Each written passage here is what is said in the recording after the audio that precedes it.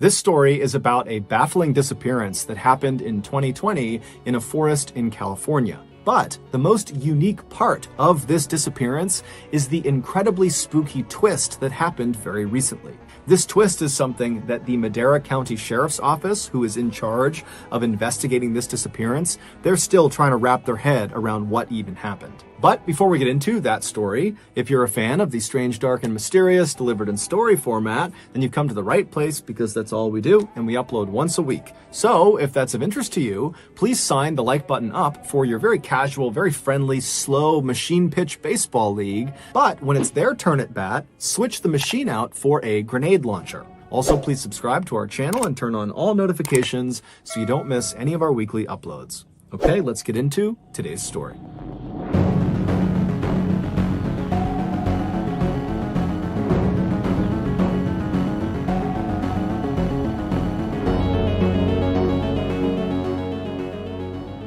On March 11th, 2020, the World Health Organization declared that the COVID-19 outbreak was so bad that it had become a global pandemic, which meant this new highly infectious disease had spread virtually everywhere on the planet. And so around the time this global pandemic announcement was made, governments around the world began instructing their citizens to stay home and avoid all physical contact with other people outside of the people that you lived with. The idea being these quarantine measures would help stop the spread of the virus. Initially, world leaders and citizens believed these quarantine measures would have a dramatic impact and it would stop the spread, and before long, COVID would be under control and life would just kind of magically go back to normal. But unfortunately, that is not what happened. By June, so 3 months into the global pandemic, positive COVID cases were only going up, not down. And so it was around that point in June that people all over the world were starting to come to terms with the reality that COVID was not this simple problem with a simple solution. It was a complex health issue that likely was going to be around for a long time, which also meant these strict quarantine measures also would likely be around for some time. Now, the efficacy of these quarantine measures were quickly called into question, and it was all over the news, and politicians, all they wanted to talk about was, do these measures work? Is it having an effect on the spread of the virus? But for everyday people, the real concern was not politics, it was practicality. How do you live a full and happy life in quarantine? In June of that year, 54-year-old Sandra Hughes was pondering that question. To that point, her life had really not gone the way she had planned it. She had been married, twice actually, but both relationships had ended in divorce, and she had never had children. She lived in beautiful Maui, Hawaii, but she hadn't really lived there long enough to consider it her home, and prior to that, for the bulk of her adult life, she'd kind of lived this nomad lifestyle, bouncing around all over the country, and so really she had never developed a home of sorts. She was an accountant by trade, but in college, she had studied not just accounting, but also wilderness survival, which she happened to be incredible at and was very passionate about. Growing up, she had always been a big outdoor enthusiast, and so she had always thought one day she would become a park ranger, and so that's why she was studying wilderness survival in college.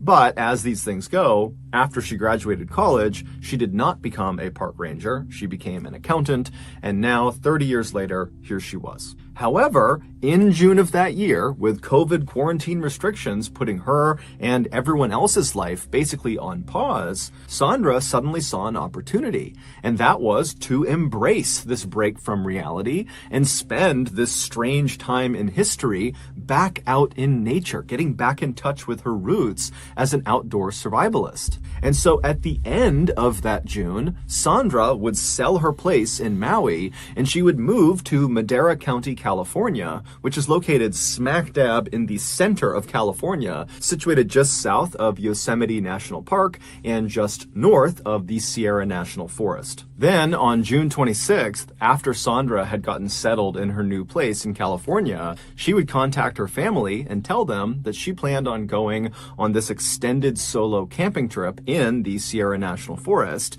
and that she would be in touch with them in the coming weeks when she was back out. To Sandra, this trip was going to bring her lots of happiness and fulfillment, and it was going to allow her to continue to adhere to quarantine guidelines because she'd be all alone. Shortly after speaking with her family on the 26th, Sandra loaded up all of her camping equipment into her silver Saab sedan, and then she would drive from her place south and then east a little over an hour until she was deep inside of the Sierra National Forest. At some point, she would leave the main road and she would hop onto a bumpy dirt road that kind of wound through the forest, and that road would bring her out to an area called the Johnson Meadows. The Johnson Meadows are absolutely gorgeous. It looks straight out of a postcard. It's basically a stretch of beautiful green meadows, and then around the perimeter of those meadows are the thick trees of the Sierra National Forest, and then beyond those trees are the snow-capped Sierra Mountains. But despite its beauty, the Johnson Meadows are actually fairly dangerous. It's a very isolated part of the Sierra National Forest, and there are lots of cougars and bears and other natural hazards in the area, so it's not really a place you go unless you're prepared to be there. And Sandra was certainly that, both in terms of her survival experience and the gear she brought with her. So when Sandra drove her car right up to the edge of the Johnson Meadows, she parked her car off to the side of the road so as not to block the road, and then she got out, she collected her things from the trunk, and then she threw it over her shoulder and began hiking into the middle of the Johnson Meadows to look for a place to set up her campsite. 6 days later, on July 2nd, some hikers came out of the tree line into Johnson Meadows and began walking across the center of it. And as they're walking along, they notice up ahead what looks like a tent and a campsite. They don't see anybody near it, but they clearly see someone is camping in the middle of Johnson Meadows. And so this is totally not unusual. Lots of people go hiking and camping in this area.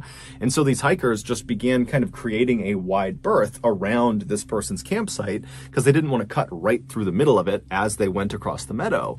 But as they're making this kind of wide berth around this campsite, they looked over at it, and as they passed by it, they noticed that the campsite was definitely abandoned, and it looked totally destroyed, like a tornado had crossed right across it. And so when they were parallel with this campsite, the hikers decided to actually go over and look at it and see what was going on. And so they walked over to this campsite and they're looking around and they see there's a backpack that's clearly been dumped out and all of its contents are strewn around all over the ground. There's unopened cans of food, there's papers and documents, the tent is in ruins. I mean, the place is just a total mess. And so the hikers didn't really know what to make of this. They couldn't tell if a person had kind of intentionally ransacked this site or if maybe an animal had come through. But as a precaution, they marked down on their map where this destroyed campsite was, and then they hiked out of the forest, and when they were back in cell phone range, they called the Madera County Sheriff's Office and they reported the site. And so later that day, some Madera County sheriffs made their way out to Johnson Meadows, and sure enough, the campsite is still there, it's still in ruins, and it's still abandoned. And so they would search the campsite and they would find some ID cards, and the name on those ID cards was Sandra Hughes. The sheriffs would leave the forest and get in touch with Sandra's family to find out if they knew why Sandra had left her campsite the way she had. But when Sandra's family heard about the state of Sandra's campsite, they had an immediate and definitive reaction to it. They told the sheriffs that Sandra was incredibly environmentally conscious and was very cleanly, and so she would never, ever leave her campsite looking that way on purpose. Something else had to have happened. The family would also tell the sheriffs that they had not spoken with Sandra since the 26th when she started her trip, and so they had no idea where she could be now. And so naturally, the family was concerned, the sheriffs were concerned, and so that day they filed an official missing person report. Over the next 2 days, a massive search was launched in Johnson Meadows and the surrounding area to look for Sandra. And so hundreds of people were out on foot, they had sniffer dogs out, there were helicopters in the air, and during the search, the Madera County Sheriff's Office was interviewing anybody who was out there, hikers, campers, and asking them if they had had any contact with Sandra, because Sandra was actually quite distinctive looking. Before she left for this trip, she had dyed her hair blue. But unfortunately, no one had seen Sandra, and despite this massive search effort over these first 2 days, nothing new was discovered that could lead authorities to where she had gone. But then on July 4th, so 2 days into her disappearance, Sandra Hughes was spotted.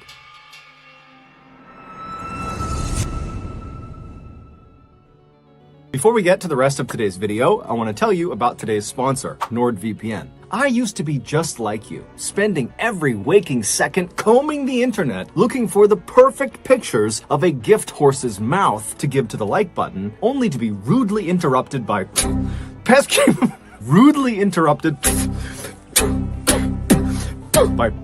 pop-up ads.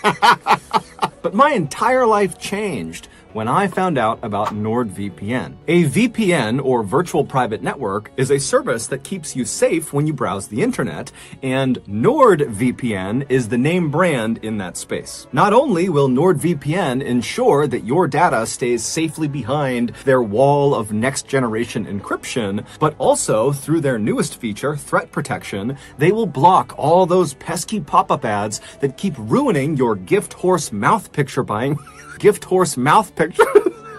that keep ruining your gift horse mouth picture buying experience. NordVPN's Threat Protection also protects their users from malicious sites, downloads, and trackers. In short, with NordVPN, your internet browsing will be safer, smoother, and full of many more pictures of gift horses' mouths to give to the like button. So, if that sounds as enticing as I think it does, then you need to check out NordVPN. And you're in luck, because the very best offer NordVPN has right now is through my YouTube offer. Right now, NordVPN is offering viewers an exclusive 2-year plan at a massive discount, plus 1 month free when you go to nordvpn.com/MrBallen. And this offer is risk-free because Nord has a 30-day money-back guarantee. Again, go to nordvpn.com/MrBallen or just click on the link in the description below. Pop-up ads! Okay, back to the story. Some hikers were cutting through the Johnson Meadows area, and they saw this woman who was just standing off to the side of the meadow. She was by herself. She had no gear with her. She was barefoot. She had a black shirt on. She had blue jeans on. She had a bruise on her face, and she was just kind of standing there as if she was waiting for something. And as these hikers walked past her, they definitely noticed her, but she didn't wave them down. She didn't act distressed. She didn't look like she needed any help. They just kind of saw this person minding their own business, and they walked right on past her. It wasn't until those hikers got to the parking lot that they saw all these missing person flyers out for Sandra Hughes, and they would see the picture of Sandra, and they would see her distinctive blue hair, that they would say, oh my goodness, the barefoot woman we just saw standing in the forest is Sandra Hughes. And so the hikers called the sheriff's office. The sheriff's office got really jazzed up. They headed out to where they had claimed to have seen her, but there was no sign of her, and there was nothing left behind that would indicate where she might have gone.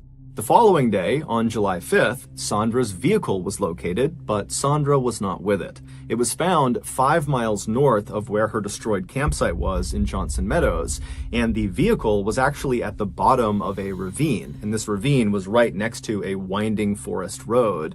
And so after looking at the damage on the front of the car, authorities believed Sandra was driving the car on that road and then hit a tree, and then she rolled off the embankment down to the bottom of the ravine. There was no blood inside the vehicle, so it wasn't immediately clear if this accident had actually done any physical harm to Sandra. But the most significant thing about the discovery of this vehicle was the state of Sandra's personal effects that had been in the vehicle. Clearly, after the vehicle had come to a stop at the bottom of the ravine, someone had pulled out all of the things inside of the car, all of Sandra's personal things, and kind of thrown them carelessly all over the forest floor, as if they were kind of rummaging through her car looking for something, throwing things as they went. And the Madera County sheriffs couldn't help but think that this was eerily similar to how her campsite looked in Johnson Meadows, where all of her personal effects had just kind of been chucked all over the place. At this point, authorities did not believe Sandra was actively trying to evade them. Instead, they thought, maybe Sandra got hurt, maybe back at the campsite or even during this car accident, and the injury has impaired her cognitive abilities, and so now, maybe she's lost in the woods and doesn't know what's going on. There was some discussion about foul play maybe being involved, but that was largely discounted.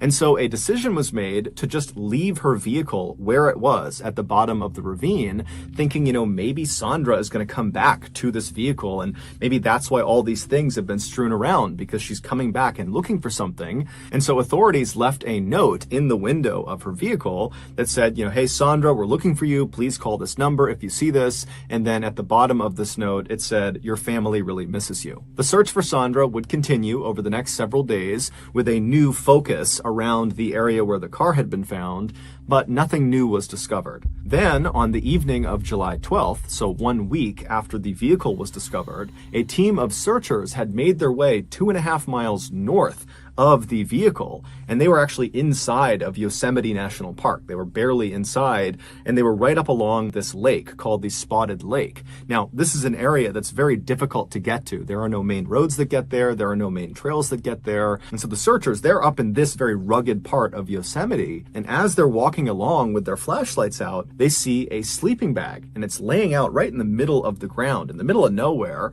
and it looks like it's been used recently, and it would turn out that sleeping bag was Sandra's. But again, when they brought all the searchers out to that area and they searched all around the Spotted Lake and all over this area, there was no sign of Sandra. At this point, authorities were totally baffled. On a map, Johnson Meadows, where her first campsite was, then her vehicle, and then this sleeping bag were all more or less in a straight line going south to north. It was almost like Sandra, from the day she went missing, had just begun slowly working her way to the north, but she was doing it without any equipment and most likely barefoot in an area that was steep and rugged and dangerous and full of cougars and bears. And so authorities knew if they didn't find her soon, even if she was doing this on purpose, she was likely going to succumb to the elements. The search for Sandra would continue for another week after the discovery of her sleeping bag, but by that time, by July 20th, there hadn't been any new developments. No one had seen Sandra, there were no new leads, and so unfortunately, the authorities had to scale back their search. About 3 weeks later, on August 9th, 2 hunters were driving down this very desolate forest road, located several miles to the east of where Sandra's car had been found. And as they're driving along, they turn this corner, and as soon as they do, they look up ahead and they see there's this woman. Now, she's not standing on the road or even right next to the road. She's kind of tucked up a ways on this hillside in the trees, and she's leaning up against a tree. And so the hunters are looking at her and they're seeing that she's got no equipment with her. There's no backpack, there's nothing, no tent, and there's no other people anywhere. I mean, they're in a very isolated part of this forest, and it's odd to see people here to begin with, let alone this woman who's just kind of casually standing up against a tree. And so the hunters, they're like, okay, let's drive up and see if she needs something. And so they pull up right up alongside her. She's still, 10, 15 feet away from them, tucked up in the trees. And so they roll their windows down and they're looking up at her, trying to kind of flag her and get her attention. But the woman is not paying attention to them at all. She just continues to prop herself up against this tree and just kind of stares off into the distance. And so the hunters, they're looking up at her thinking, what's going on with this woman? And they kind of called out to her. They tried to wave her down, but there was nothing. There was no interactions with them. And so ultimately the hunters thought, okay, well, we don't know what this woman's doing, but it seems like she's here on purpose and she doesn't seem like she's in distress. She doesn't look hurt. And so they just decided to carry on. And so they drove off. And then later that day, they would see one of the missing person flyers for Sandra Hughes. And they saw the blue hair in the picture. And they were like, oh my goodness, the woman we saw standing up against the tree in the middle of the forest was that woman, Sandra Hughes. The hunters would contact the Madera County Sheriff's Office and report this sighting, and they would describe Sandra as looking slightly thinner than the picture of her on her missing person flyer, and they would also say she was wearing overalls and a floral t-shirt, which was interesting to sheriffs because the last time Sandra was sighted, which was on July 4th, when those hikers had seen her barefoot with a bruise on her face near Johnson Meadows, she had been wearing a black shirt and blue jeans. And so clearly she had changed her outfit, but that didn't really make any sense because she had left all of her things at the campsite and her car, and so the whole situation was just totally weird to the sheriffs. But regardless, they headed out to that road where the hunters had seen Sandra, but like always, Sandra was not there, and there was no sign she had ever been there. After this, Sandra's case went cold, and so authorities and her family began to brace for the reality that they likely would never see her again. But there was one more terrifying twist coming. A year later, on Wednesday, July 21st, 2021, Jake Gorba, his wife Victoria, and their 3 young children were driving in Jake's off-roading vehicle up the steep forest road in the middle of Sierra National Forest on their way to the top of Shut-Eye Peak. Shut-Eye Peak is a mountain in the Sierra National Forest with stunning panoramic views from the top, and it's located about 5 miles to the south of Johnson Meadows, where Sandra's first campsite was discovered. So Jake and his family, they're driving their way up this long, bumpy, winding forest road, making their way towards the top of Shut-Eye Peak. And when they get about halfway, the kids in the back start complaining that they're hungry.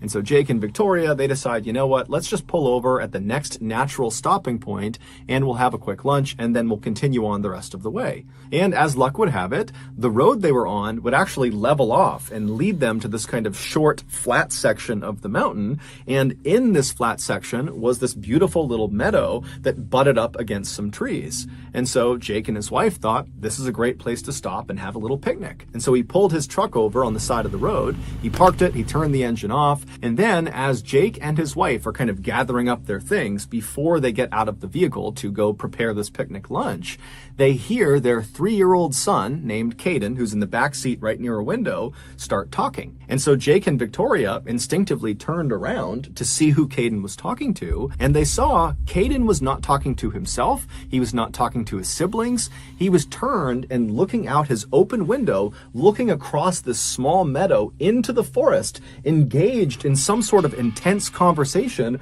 with somebody outside. And so Jake and Victoria, they see their son and they look out the window in the direction he's looking and talking, and they don't see anyone. And so Victoria, she looks at her son and goes, "Caden, who are you talking to?" And what he would say to her would send goosebumps all over her body. And in fact, what would happen over the next several minutes from that point onward was so unsettling that Jake and Victoria decided, you know what, we're not going to the top of Shut-Eye Peak. We're turning around and we're leaving. And so they would speed out of the forest and they would get back home. And that night, Victoria would make a Facebook post about what her son said and this terrifying ordeal they experienced on Shut-Eye Peak, and she would post it. And that night, the Madera County Sheriff's Office would reach out to Victoria via a Facebook message, and they would tell her, "Hey, we saw your post. Can we please speak to you and your son?" And so the next day, the sheriffs met up with the Gorba family, and after speaking with Caden and hearing what he had to say, they would leave that exchange just as unsettled as Caden's parents. The day before, when Victoria turned around and looked at Caden and said, "Who are you talking to?" Caden would turn away from the window and look at his mom, and he would say, "There's a woman out there and she needs our help." And he starts pointing out the window. And so again, Jake and Victoria, they look from their son back out the window into the tree line, which is where Caden is pointing, and they don't see anyone. And so they turn back to Caden and they say, "Honey, we don't see anyone out there." And Caden, at this point, he becomes emphatic and he says, "Mom, you gotta trust me. She's right there. She needs our help. She's lying face down. Her legs are straight up and she's dead." And so at this point, Victoria and Jake are looking at their son thinking, what's going on here? Jake promptly hops out of the car and just starts running into the woods to see what's going on. Is there a person out here? But he's out there looking around and there's no one. And while he's out there, his son is pointing in the direction of where he is, claiming there's this woman right near him. And so Jake's looking around thinking, there's no one out here. I have no idea what my son's on about. And so he's spooked. He runs back to the car. And when he gets inside, Caden is still looking out the window. He's pointing and he's talking to this dead woman that needs their help. And so Jake and Victoria, they were horrified. They turned around, they left. And then that night, when Victoria made that Facebook post, she included in the post what this woman apparently looked like based on what Caden said. And what Caden said was she had a black t-shirt on, blue jeans on, and blue hair. And so when the Madera County Sheriff's Office saw this post that described seeing a person in a black shirt, blue jeans, and blue hair, they knew that description matched Sandra Hughes. And so when the sheriffs met up with the Gorba family, they brought with them a lineup of several women, and they went right up to Caden, and without giving him any extra information, they just showed him all these pictures of all these women. And they said, "Caden, can you identify in any of these pictures the woman you saw in the woods?" and Caden looks at these pictures, and he picks out 3 pictures. All 3 are Sandra Hughes. The sheriffs, along with Caden and his father, they would return to that section of Shut-Eye Peak to search the tree line near the meadow to see if there was any sign of Sandra or any indication that she had been there, but like always, there was nothing. As of today, we still have no idea where Sandra is or what happened to her, and nobody has any idea what to make of the very strange sightings of her that occurred after she went missing. It's all just one big mystery. If anyone has any information about Sandra Hughes, you are encouraged to contact the Madera County Sheriff's Office. The number is right here and also in the description. So that's going to do it. If you got something out of this episode and you haven't done this already, please sign the like button up for your very friendly, casual, slow machine pitch baseball league. But when they're up at bat, switch out the machine for a grenade launcher. Also, please subscribe to our channel and turn on all notifications so you don't miss any of our weekly uploads. We now have a podcast called the MrBallen's Podcast, which puts out brand new, never before heard podcast exclusive stories on Monday mornings. On Thursday mornings, we put out the remastered audio of our most popular YouTube videos. Again, it's just called the MrBallen's Podcast, and you can find it on Spotify, Apple Podcasts, Amazon, Google, basically anywhere you find podcasts, you can find this one. We also have 2 additional YouTube channels. One is a shorts channel called MrBallen's Shorts, and the other is a Spanish language channel called MrBallen en Español. We also put out near daily content on our Facebook and Snapchat pages. Those are just called MrBallen. If you want to get in touch with me, please follow me on any major social media platform. My username on all of them is just @MrBallen, and I really do read the majority of my DMs. We have some really cool merchandise, so head on over to shopmrballen.com to have a look. If you have a story suggestion, please submit it to our subreddit, just called MrBallen. It's linked in the description below. So whether I see you on Twitter, Instagram, TikTok, Reddit, YouTube, Facebook, other YouTube channels, the podcast, wherever, just know that I really appreciate your support. And until next time, that's going to do it. See ya. Today, we have a really cool video for you guys. It'll be a collection of 4 stories that are all fan favorites, and they all share a theme: camping horror stories. These stories have all been totally re-edited, so even if you've seen them before, it's gonna feel new and improved. That was the whole point of doing this. We wanted this to feel like a brand new viewing experience. But before we get into those stories, if you're a fan of the strange, dark, and mysterious delivered in story format, then you've come to the right place, because that's all we do, and we upload once a week. So if that's of interest to you, please offer to refill the like button's Keurig machine, but instead of using water, go ahead and take all the water from inside of those baggies that contain fresh mozzarella cheese and just dump that gross gray water in there. Also, please subscribe to our channel and turn on all notifications so you don't miss any of our weekly uploads. Okay, let's get into today's stories.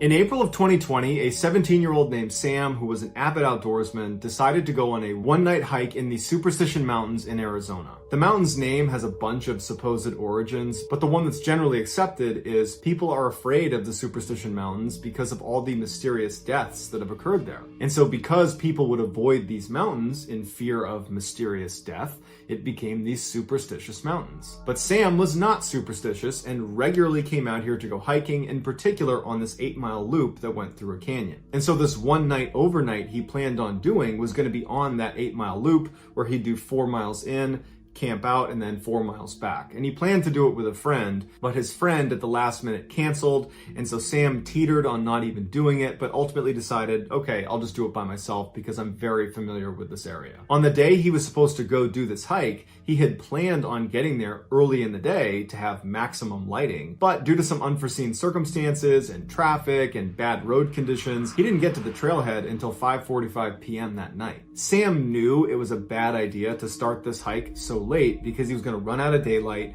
He probably was not going to make it 4 miles to the point where he planned on camping out. But he figured with his good health and fitness, he could probably quickly make his way to the 2 or even 3 mile mark, and there were some suitable campsites there. And so he decided he would kind of risk it and just try to go as fast as he could and use the daylight he had to reach a suitable campsite. But he wasn't able to move as fast as he thought he could, and soon the sun was down and it's totally dark, and he's got his flashlight, but that only is able to shine like 10 feet in front of him. And then at one point he nearly falls off of this rock, and he knows had he fallen, he would have gotten really badly hurt, and he's 15 miles away from the nearest help, and he's in a bad cell phone service area, and the roads getting out here are treacherous. No one knows exactly where he is, and it dawns on him that you've made a pretty bad choice, and you should stop right now and make camp here and not try to risk it any further. And so as it happened, where he was, there was this forest right nearby, and he could see there was a clearing about 30 feet off the path when he shined his light.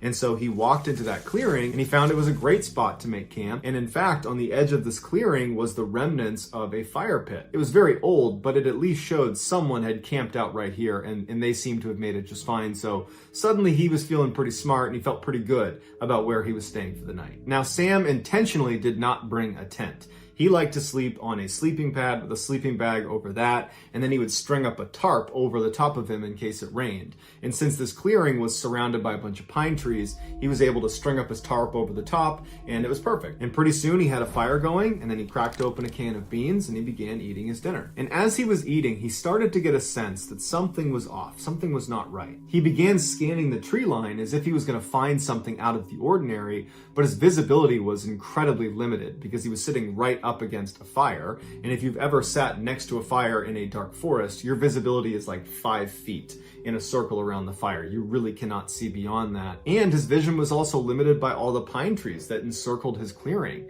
So he really could only see what was immediately around him, nothing else. And he starts thinking, that's gotta be it. Maybe I'm just nervous because I have no visibility. But as he's rationalizing this kind of bad gut feeling, a rock the size of a marble comes soaring into the campsite and lands at his feet. And he looks down at the rock, and immediately he connects that to that sense of dread he had. And he's looking around a little more aggressively now, but again, his vision is very, very limited. And so for the next 15 minutes, Sam is really aggressively scanning the tree line and listening really intently, and he doesn't hear anything. He doesn't see any more rocks get thrown. And so he begins to rationalize and convince himself that there's nothing wrong here. That feeling I have, oh, don't worry about that.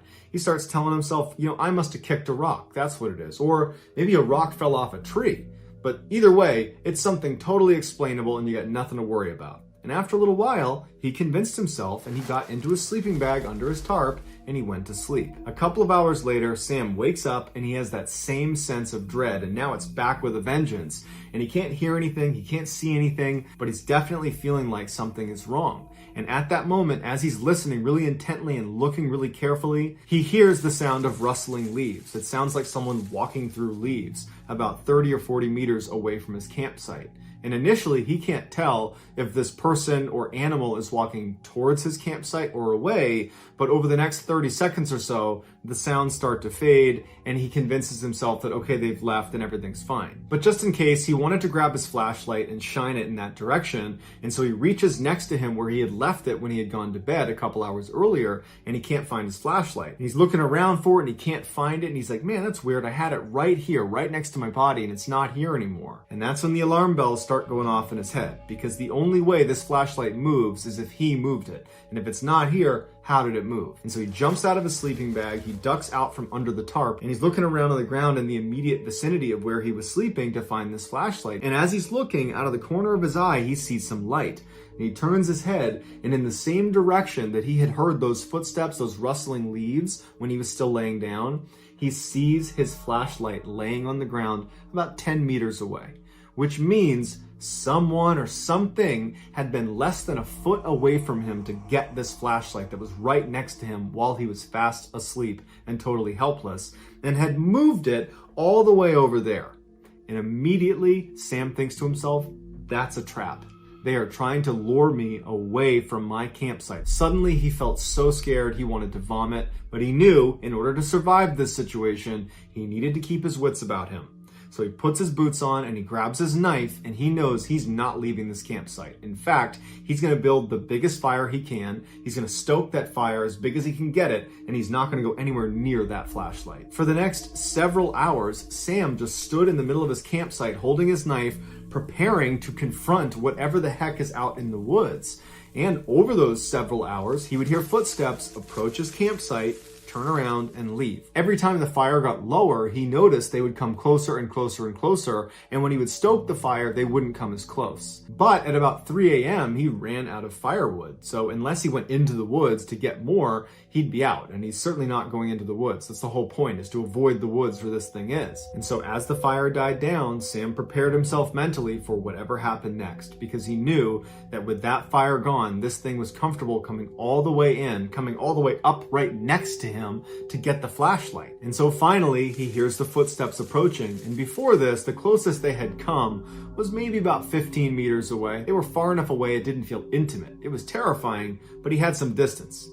This time, they walk right up to about 3 meters away, but they intentionally come behind the thickest group of trees, so he can't see them. And it's still dark outside, and he's in that bubble of light near the fire, so he's blind to whatever's on the other side of those trees. But he knows they're there, and they've stopped. And for 2 hours, this poor kid is standing in the middle of this campsite, facing in the direction of whatever is behind the trees. Probably his imagination is going crazy at this point with what could be behind those trees, just waiting for whatever happened next. But ultimately, the only thing that would happen is the sun would eventually come up, and right before it actually popped over the horizon, this thing on the other side finally moved, it turned around and ran away, and it did not come back. And so when the sun finally did come up, Sam didn't just charge out of there because he's still thinking there could be a trap. He waited until it was totally full sunlight, and then he packed up everything he had, and he practically sprinted back to the parking lot, back into his car, and he drove nonstop for 20 miles until he got to a gas station where he could park and collect himself. And when he got there, he got out of his car and he went in and he got a drink, and when he came out, he noticed someone had written something on the dust on the back window of his car. And he walks over and it just says, "Sleep well?" ? Sam is confident whoever was stalking him at his campsite is the same person or group of people that wrote this message on his car. And now Sam just wonders, what would have happened if I retrieved that flashlight?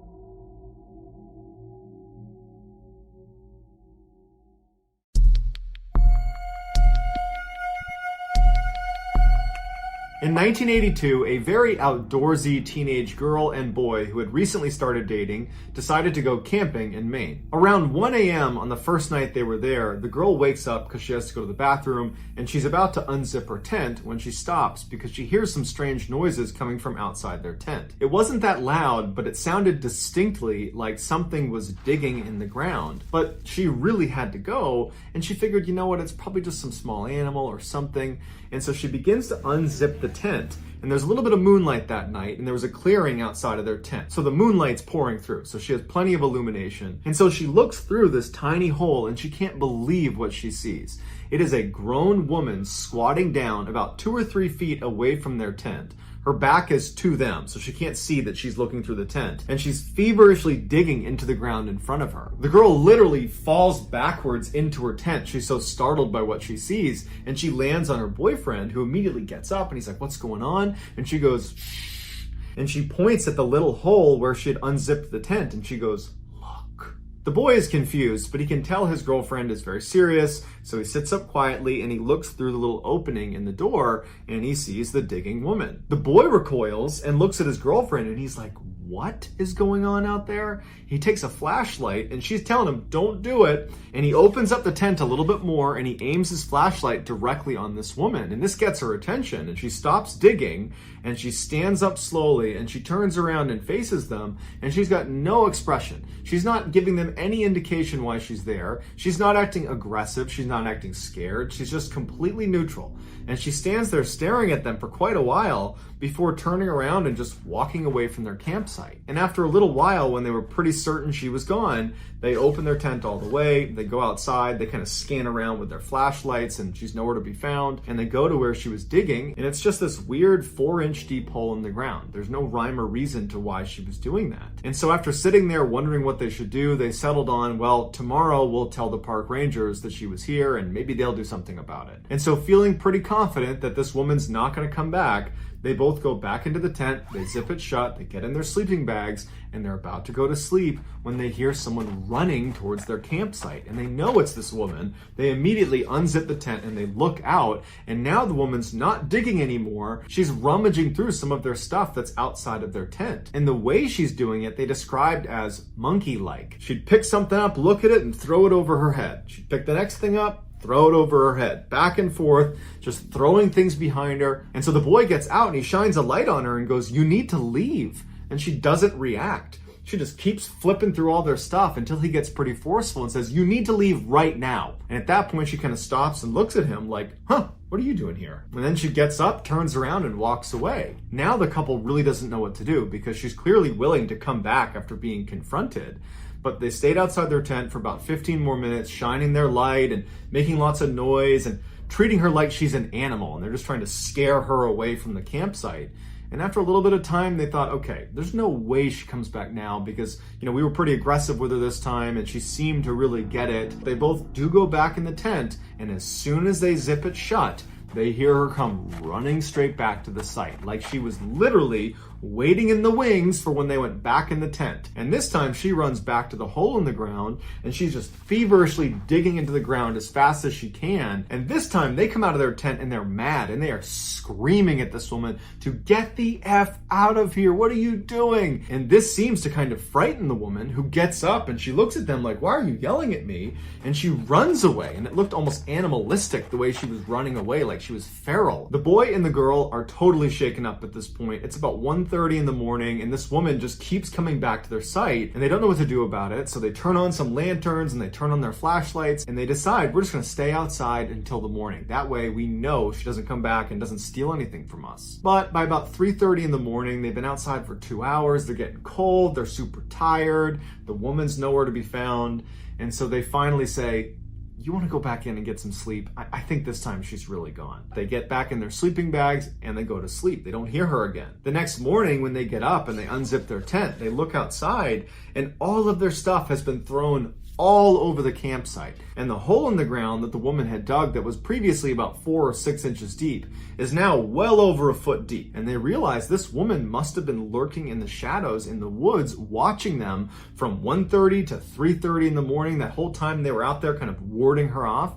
She was just waiting, just watching them the whole time in the shadows. And as soon as they went into their tent, she must have given it a little bit of time, but then she ran right back over and she ransacked their site. But the strangest thing was, after they looked through all of the stuff she had chucked around, nothing was missing, and there was some pretty expensive stuff that was laying out that she could have taken but didn't. After they picked up their site, they went to the park ranger and they told them about what had happened, but the ranger has no idea what to make of it. He's never heard of such a thing. And so the couple just leaves that day because they're not about to spend another night here. And to this day, they have no idea why this woman was running onto their site and digging into the ground and rummaging through their stuff.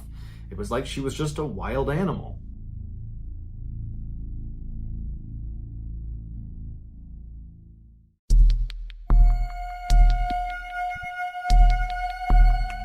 In the early 2000s, a teenager named Eben and his father would regularly go hunting in the Georgia backcountry. When Eben turned 14, his father befriended a very wealthy landowner in Georgia who offered them access to one of his best private hunting areas. And just a couple of days later, on October 5th, Eben and his father would take him up on the offer. They woke up super early and they drove out to the edge of this property that was actually fenced in. And they went to a main gate where they had the combo that this guy had given them. They punched in the combo, opened up the gate, drove in, shut the gate, locked it, and then continued down the access road. They followed this road for about 2 miles where it came to a stop right outside of this huge forest. They parked their truck, they got out, they put on their gear, and in the pre-morning darkness began hiking into the woods. Even though they were there primarily to hunt, Eben and his father secretly enjoyed just hiking around the woods and camping out, and any chance they got to extend their hunting trips, they would, even if the hunting wasn't good. And so since they spent a ton of time in the woods together, they noticed almost immediately when they walked into this particular forest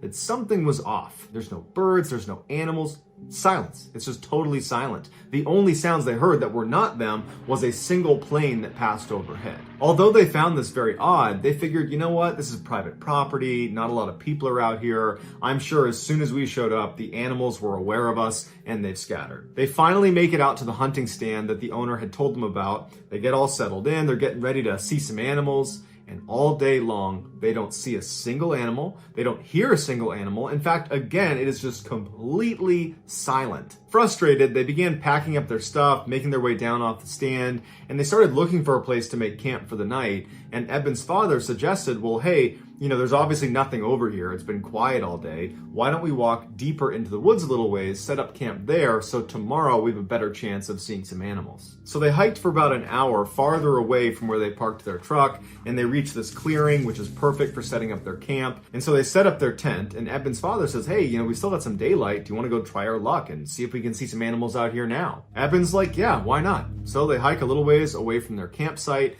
and they set up their blind, and once again, they don't see any animals.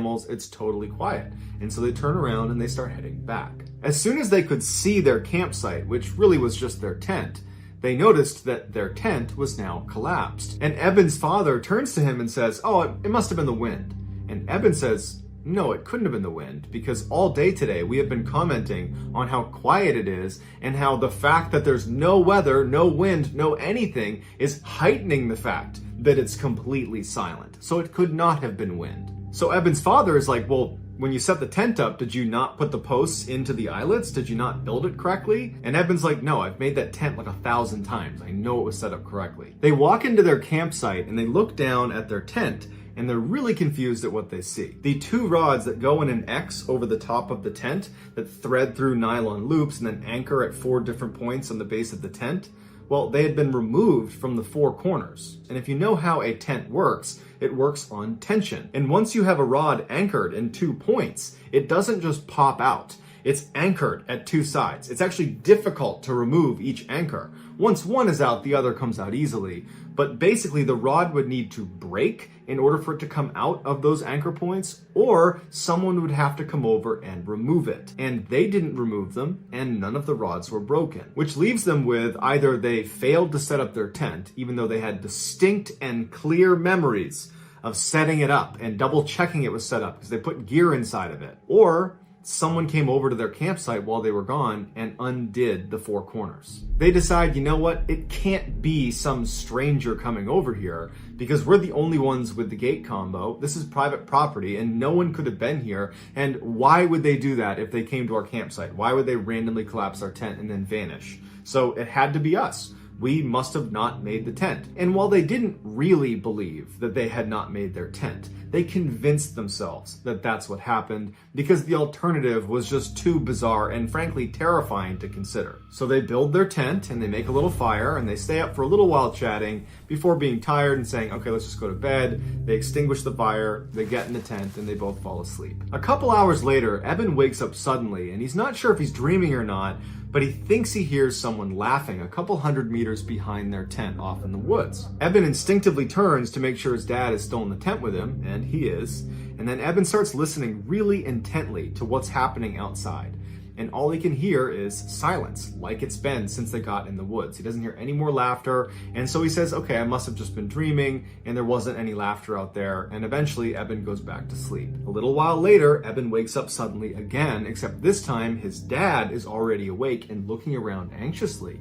And Eben sits up and goes, what's going on? And his dad goes, shh, and he goes, can you hear that? And Eben listens, and to his horror, he hears laughing.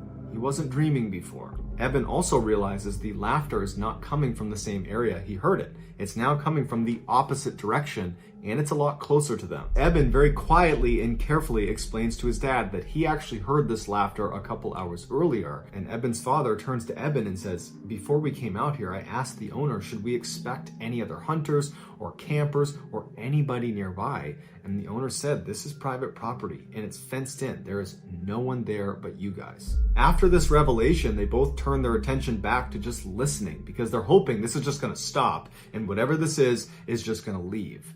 But it doesn't leave. They hear footsteps running towards them from way off in the forest. And it's so quiet, it's really easy to hear these footsteps. And whatever this is charging towards them. And then it comes to a complete stop right at the edge of their clearing. At this point, Eben is now grabbing onto his father. Eben's father is holding onto his rifle and he's getting ready to open the tent to confront whatever is out there. And right before he grabs the zipper, this person, whatever it is, starts laughing again. And it's practically right on top of them. It's so loud. They can hear it clear as day right there, right outside their tent. And Eben's father takes a deep breath. He grabs the zipper, and as soon as he begins moving it, the sound the zipper made causes the laughter to stop. They don't hear footsteps, so they know probably something's still out there. But the laughter stops like it's recognized that they're making noise. They're right there. There they are. They're in the tent. Eben's father freezes with his hand on the zipper, and he's debating whether he should go outside or not. And before he can even make that decision, whatever this thing is turns around and runs back into the woods, and it's just gone. And for several minutes, they just sit like that in total silence, praying that whatever this is gone for good. And after several minutes, when they don't hear anything, there's no more laughing, there's no more running, Eben's father re-zips up the tent, puts his hand back down, and they're both left just sitting there thinking, what the heck just happened? Eben and his father would stay up all night, and they would barely speak, because whatever this thing was had heard them when they moved the zipper. And so they were really afraid of making any sound, even little sounds, because it's so quiet, sound travels really far, and they don't know who or what is out there. And so in silence, holding their guns, they're just waiting for the sun to come up. And as soon as it did, they were up and out of there, literally running out of the forest, checking over their shoulder the whole time, all the way back to their truck. And so to this day, they have no idea who or what the heck was running around out there. And they told the owner of the property about it. And the owner just said, it's not possible. We have a totally gated in private piece of property, and there are cameras watching the only entrance. And you are the only ones that went in or out over that time period. And prior to that, we monitor this property. Nobody else was in there.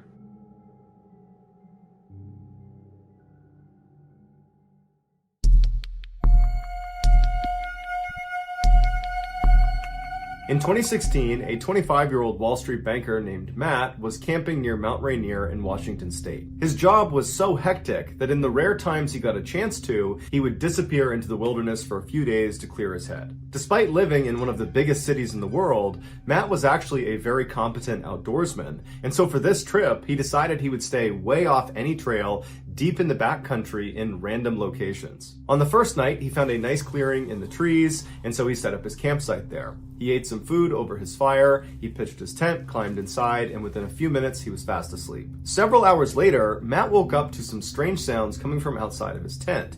It sounded like a couple of animals or maybe one animal moving around right outside. And so after a while of just hearing this constant sound, he rolled over and he barely unzipped his tent flap just to look out and see if he could see whatever animal it was. And what he saw shocked him. There was a man sitting in front of his fire pit. There was no fire in his fire pit. And the guy was just sitting there with his hands on his knees, looking straight down. And periodically he would just kick his feet in the ashes of the fire pit. And Matt didn't even know what to do. So he's just looking at him through this little tiny gap in his tent. And this man all of a sudden looks up directly at Matt and makes eye contact with him. And the guy's eyes go wide and he stands up, turns around and runs away from Matt's campsite. Matt has no idea how to react to this. And so he just quickly unzips his tent, jumps outside and shines his light into the forest looking for this guy. He's thinking to himself, who is this guy? I am in the middle of nowhere in the backcountry of Washington state. How long was he sitting outside there for? What does he want? And so as Matt is trying to make sense of this totally weird thing, he's thinking, okay, I'm going to look out and I'm going to see his flashlight somewhere, or I'm going to see his campsite. You know, maybe he's set up nearby, and he's looking around into the total darkness. He's looking through all the trees, any light source anywhere out there he would see. And there's not one. There's no fire. There's no flashlight.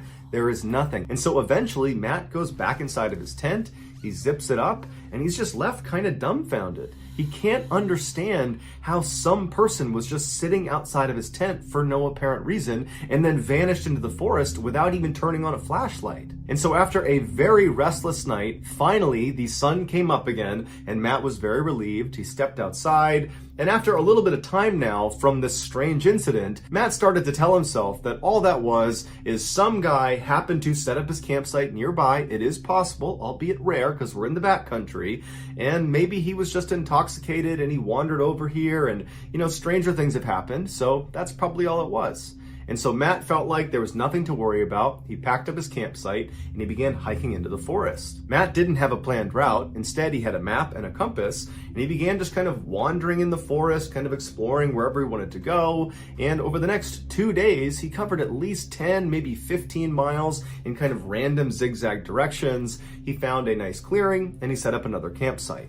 That night, he set up a fire and he was eating some food near his fire. And then as he's sitting there, he hears rustling coming from behind him. And he's pretty sure it's an animal, so he turns around and he doesn't see anything. And he goes back to eating his food. And then a little while later, he hears some more rustling behind him. And this time, he can't really just write it off. Clearly, there is something behind him that's moving around. And so he stood up, turned around, and remained motionless and just listened, expecting to see maybe a deer come out of the woods. But instead, he hears a man's voice come out of the darkness that says, "Do you know how to get to Bell's Canyon?" And Matt's heart starts racing. He knows that even though he can't see him, it has to be the same guy he saw 2 days ago, because they are in the middle of nowhere. He hasn't seen any other hikers or campers or anyone, and clearly this guy has the ability to sneak up on him. And so he's thinking, what does this guy want? I just spent the past 2 days hiking in random directions for 15 miles, and he must have followed me. And so Matt, not knowing what else to do, just says, "I don't know where Bell's Canyon is."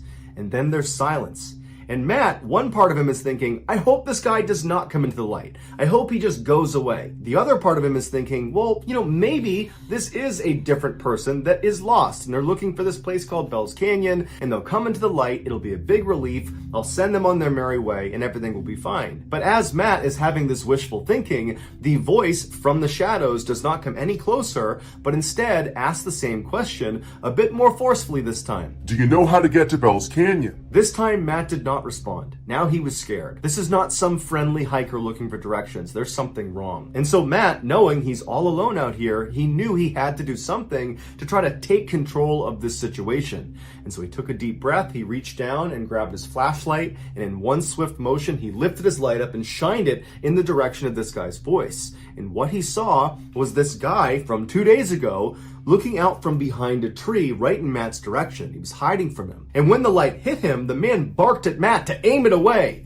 And Matt kind of instinctively lowered his light, but now he was too scared to raise it again, and now he knows it's the same guy. This guy has been following me for 2 days. And so for several minutes, Matt just stood there absolutely terrified, and this guy, he just stayed out there. Matt didn't hear him move. It was just a complete standstill. And then the silence was broken yet again by this voice, except somehow he had moved even closer to Matt. And when he came through asking the same question, "Do you know how to get to Bell's Canyon?" his voice was so close to Matt that Matt got scared and raised his light up, and the man was standing just a few feet away from him. And this time, the man's eyes got wide like they did the first time they saw Matt, and he turned around and he ran into the forest again. Matt, not knowing any better, just began running after him, but he only ran for about 30 seconds before he realized the terrain out here is so rough. He's gonna fall, get hurt, he's gonna get lost, and this guy's already long gone. He somehow managed to run immediately so far away. And so Matt just goes back to his campsite and he's thinking to himself, what do I do? I have no cell phone service. I'm at least 3 days away from my car, and I'm in the middle of nowhere. No one even knows where I am because I didn't chart a course. I didn't tell anyone where I was going to be. And so Matt just grabbed his knife and stood in the middle of the campsite, and for hours and hours, he just kept looking around, expecting this guy to just show up again or start speaking to him from somewhere out in the darkness. It was absolutely horrifying. Finally, by about 3 a.m, Matt was so tired that he had to go to sleep. He hadn't heard this guy again. He didn't see him again. And he figured, I need a little bit of sleep because tomorrow he's going to pack up his campsite and begin this epic journey back to his car. And so he climbed in his tent and he had a very restless next couple of hours. And then the sun came up. Matt jumped out of his tent, packed up his stuff and began practically running in the direction of his car. All day as he was hiking, Matt kept looking over his shoulder, expecting to see this guy, because clearly he had followed him for multiple days, over 15 miles, and so the likelihood that he's still following him was really high. And so all day, Matt just felt like he was being watched. He was totally terrified. And then the sun started to go down, and Matt knew he would have to camp out again. And so he found a clearing in the trees, he set up his campsite, and he was so tired from running basically all day and being so mentally exhausted from this experience that he just got in his tent and fell asleep very quickly. But several hours later, he woke up to the sound of somebody walking around his tent, and he knew it had to be this guy. He's still in the middle of nowhere. He's not even close to the parking lot yet. And so this guy is still following him. And so Matt sat up in his tent, he clutched his knife, and for hours and hours and hours, all night, this guy just walked around his campsite. And then around 4 or 5 in the morning, he scampered off. When the sun finally came up, Matt leapt out of his tent, packed up his stuff, and literally just began running in the direction of his car, hoping that maybe he could get there before needing to camp out one more night. And so all day as he moved, he's looking over his shoulder, knowing this guy is following him. At this point, it's not even a question. He's somewhere in the forest, but he could never see him. And unfortunately, as the sun was setting, he knew he was not going to be able to make it to his car. He was just too far away. And so at some point, when it got too dark to keep moving, he had to find a clearing and set up his tent again. And so Matt climbed inside of his tent, he zipped it up behind him, he grabbed his knife, and he sat there expecting to hear this guy come walking around. But after several hours, he didn't hear him. And Matt started to wonder, maybe this guy has left me alone, finally. Maybe he's not following me anymore. And so Matt, who was totally exhausted, laid down to go to sleep. And then as he's laying there from somewhere out in the woods, Do you know how to get to Bell's Canyon? Matt immediately sat up. His heart began racing so fast that he actually was concerned he might have a heart attack. And he didn't know what to do. He didn't know what to say, so he just sat there holding his knife. And then this guy began running past his campsite, making animal sounds. And he would stop periodically and moan and grunt, and he'd kick up leaves, and then he'd run past his campsite again, over and over and over again, until the sun finally came up and this guy scampered off back into the woods. Matt didn't waste any time. He leapt out of his tent, packed his stuff up, and ran all the way back to his car. When he finally got inside of his car, shut the door, and locked it, he cried tears of joy. He was so unbelievably relieved. And he peeled out of the parking lot. He got to a nearby hotel. He finally got cell phone reception, and he considered calling the police about this guy, but he thought, what am I going to tell them? He didn't commit a crime. He was just terrifying. And so he decided not to call the police. He finally flew back to New York, and he just had to accept that there was some strange guy out in the wilderness of Washington state who was able to hunt him over 3 days and 30 miles in rugged terrain without the use of a flashlight, without any gear, and all he ever said to Matt was, Do you know how to get to Bell's Canyon? Wait, don't go anywhere. We actually have a bonus story for you. This final story has quickly become one of the classics on this channel.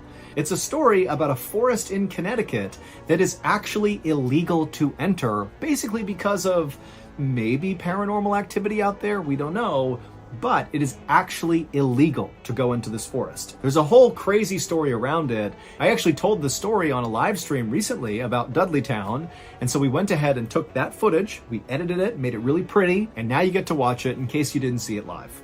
Enjoy.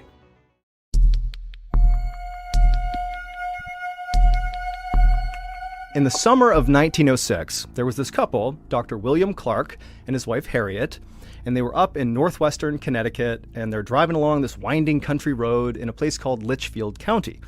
And as they're driving along, it's so scenic and beautiful with rolling hills and green everywhere. And what they were doing is they were looking for a location in this area that could serve as a location for their second home. So Dr. Clark was an oncologist, and they lived back in New York City, where he and his wife lived kind of a fabulous life. He was super successful. He was not only an oncologist, he was a big-time professor as well. And so they lived this amazing life in New York. But, their lives were really hectic. New York City is a hectic place. Add in the fact that they were very social people, always going out and going to functions and this and that.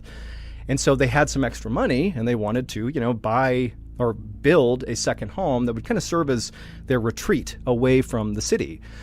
And after I guess looking all around the country, they found Litchfield County was kind of like the opposite of New York City. I mean, very few people were living there at the time. And again, it's this beautiful scenic place. And so it just seemed kind of like the perfect spot. So again, Dr. Clark and Harriet, they're just driving along, beautiful day. And they eventually, in Litchfield County, they eventually reach this beautiful red wood-covered bridge. And they go over it, and when they get to the other side, their field of view opened up because there weren't as many trees right on the other side of this bridge. And they suddenly had this view up and to the right, maybe, half a mile away or something, of this weirdly shaded forest. Now, you got to remember that basically everywhere they're looking, there's trees everywhere. I mean, it's very densely forested everywhere, but there was just this one kind of rise, like a pretty big hill, a prominent hill, that was really dark, like totally shaded. And it was because there's two mountains or two hills on either side of it, almost creating like a valley. And so it just looked like, wow, that's a very shaded forest. And as you'll see, it's actually called the Dark Entry Forest, in part because of how shaded it is. And so they've just come out of this bridge and they're seeing this area up on this hill. There's no buildings, nothing. It's just trees. And there was just something immediately about it that really stood out to Dr. Clark and his wife. And they noticed that the road they were on, there appeared to be like an access road that kind of splintered off the road they were on that appeared to go up into that forest, the Dark Entry Forest. And so they look at each other and they're like, hey, let's go up there. Maybe that's the place where we can find our spot for our second home. And so Dr. Clark pulls off the main road, goes on the access road, and he begins making his way up towards this kind of darkened forest area. And really quickly, the road itself was very overgrown. At first it seemed like it was relatively well maintained, but the farther up they went towards this dark forest, the rougher it got, to the point where Dr. Clark couldn't even drive on it. There was too many potholes and everything. So they end up pulling the car over and parking. And at this point, they're actually in a bit of a clearing, and they can actually see up ahead of them where they parked. It looks almost like an entry point to the forest. The tree line is right in front of them, and there's kind of like a gap in the trees where this rugged road kind of continues into the forest, and they continue walking on foot towards the entry of this forest. Again, it's beautiful, scenic, very sunny, beautiful day. They're super excited, and they walk into the shade of the forest.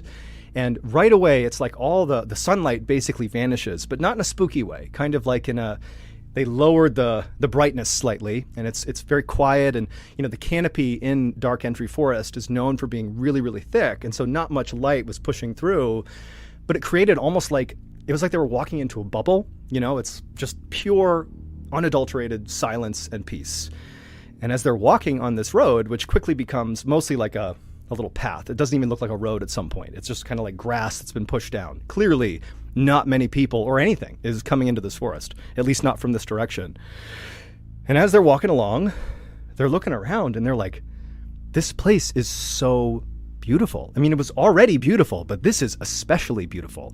Like, they walked maybe a couple hundred feet into the forest, and off to their right is this apple orchard, untouched. No one's taking these apples. It's just like a wild apple orchard, and there's deer that are just eating the apples off the tree, and they're looking over at Dr. Clark and his wife, and they're completely unafraid. They don't see people, so this is not terrifying for them. Deer just eating their apples. And then, on the other side of the road, there's these huge, fields full of flowers that are, again, trees are everywhere, but there's all these flowers at the bases of the trees, lilies and roses and yellow bitter tansies, or I think that's what they're called. So all these beautiful flowers. And then at some point, as they walked a little bit farther into this Dark Entry Forest, the sunlight that was poking through, it was hitting the ground in such a way that it was actually sparkling, because this forest was actually on a hillside, and there was this mineral called mica. If you're familiar, it's like this little translucent, it almost looks like kind of clouded glass. That's actually a mineral that comes from the ground. And when the sunlight hits it, it kind of looks like it sparkles. And so they're looking around at these wild animals that are unafraid of them, and flowers, and there's, babbling brooks and streams. I mean, it's like out of a Disney movie. This is like a perfect place. And so by the time the couple came out of Dark Entry Forest, this is only, like they walked around for maybe an hour or so. By the time they were coming out, they were completely sold that was going to be where they went ahead and bought their land to build a second home. And so they go back to New York City, and they put in the paperwork to buy the land, and they buy 1,000 acres in this forest, which it's ridiculous to imagine just casually buying 1,000 acres anywhere. But they did. They bought their 1,000 acres. And as soon as they had it, as soon as it was finalized, Dr. Clark began calling around to all these builders, local builders in Connecticut, that could help him build his home. And he had no intention of building some humongous home. They bought a huge amount of land, but they only wanted to build a small cabin.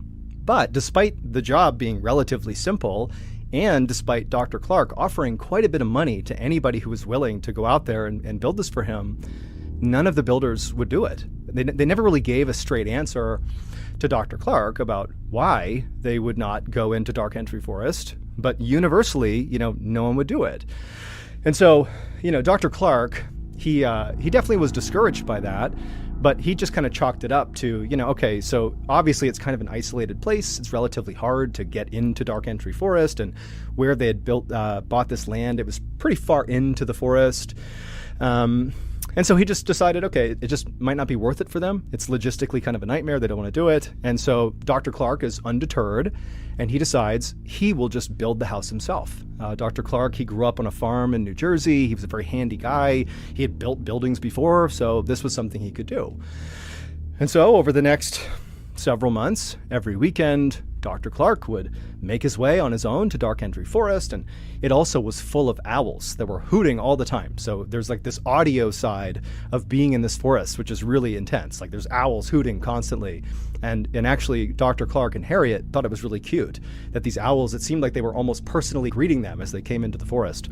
And so Dr. Clark, every weekend for several months, he would go into dark entry forest and be greeted by the owls, and he would go to the land where the 1,000-acre land. And actually, he had identified this one kind of flat spot in the 1,000 acres that was good for building a home. And so the first thing he did over these several weekends he was out there is he just cut down this massive swath of hemlock trees, just kind of clearing out that flat area.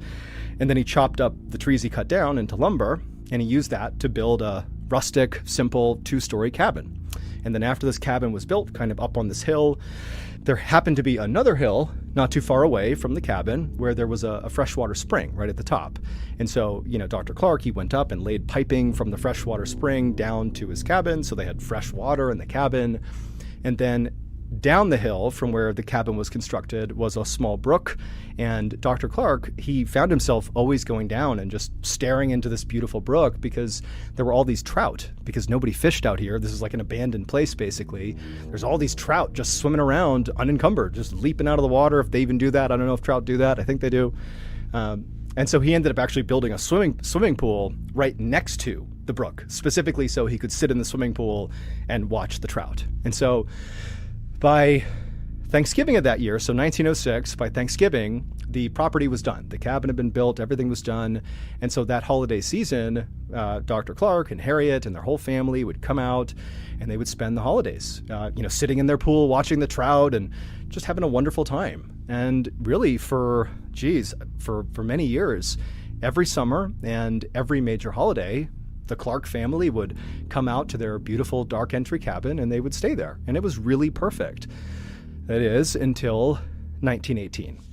In 1918, in the summer, Dr. Clark and Harriet were at their cabin and they were having a nice time when Dr. Clark got word that he was actually being called back to New York City for an emergency. Remember, he's an oncologist, so these things happen, and he was called back.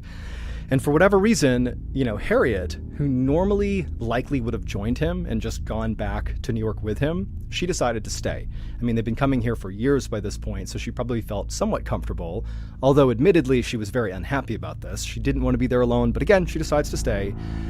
But she tells Dr. Clark, because she didn't know how long he would actually be in New York, and he didn't really know either, but she said, "You got to promise me you'll be back here as soon as you possibly can." And Dr. Clark would tell her that, I'll do my best. I should be back here in maybe, a couple of days from now. And I promise you I will come home as soon as I possibly can. And so Dr. Clark packs up his things, and he and his wife, they leave their cabin. They, walk their way down the trail, listening to the owls and looking at the mica sparkling on the ground. And they leave the forest and they make their way to a nearby train station, which actually was not that far away from the entry to the forest. And Harriet dropped off her husband, and she watched, as he, boarded, and it began taking off, and he disappeared to go to New York. And Dr. Clark, as he's vanishing, traveling on this train, he's thinking to himself that, okay, I'll be in New York just for a couple of days. I'll be home. I'll be back in no time. Little did he know, over the course of time he was going to be in New York, his wife would endure something that is just truly horrifying. So, before I explain to you what happened after Dr. Clark left, you need to understand some history about this forest. History that Dr. Clark and Harriet did not look into before deciding to purchase these 1,000 acres. Because had they done the research into this area, they likely would not have bought the land. So there actually used to be a town that was settled in the Dark Entry Forest. It was called Dudleytown.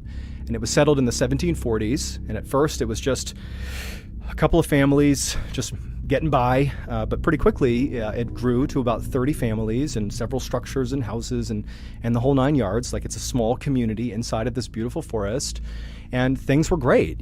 For a small town in the 1700s, things were stable. But starting at the end of the 1700s, like in the 1790s up till about the 1800s, things started to go really, really badly in Dudleytown. And in fact, because of how badly it went, it earned this. The conclusion was that Dudleytown had to be cursed, and that lore had stuck around, which is actually why those builders refused to do the work for Dr. Clark, because they believed it was a cursed place. So this is what led to it being believed to be cursed, and I'll tell you, it's pretty creepy. So it started with the Carter family. So the Carter family was a big family inside of Dudleytown, and it was in 1790, 1792. There was this cholera epidemic that broke out in this small town, and 6 members of the Carter family died really suddenly from cholera. And the remaining members of the Carter family, which was significant, I think there was a dozen people still left, might have been a few less than that, but a pretty good chunk of people, they were so grief-stricken from the loss that they decided to just literally abandon their houses in Dudleytown and go back to New York City, where they happened to be from as well, same as Dr. Clark. But as soon as they got to New York, they were massacred by natives that lived in the area. And the only people that survived this massacre were 3 children, and the 3 children were kidnapped and never seen again. And so that was the start of bad things happening to people in Dudleytown. The next thing that happened is there was a guy named Hollister. We don't know his last name, but he either fell off a roof or he was pushed. We don't really know, but either way, he died. But he died on or near another person's home whose name was Tanner. Okay, so Hollister dies, and he dies on or near Tanner's home.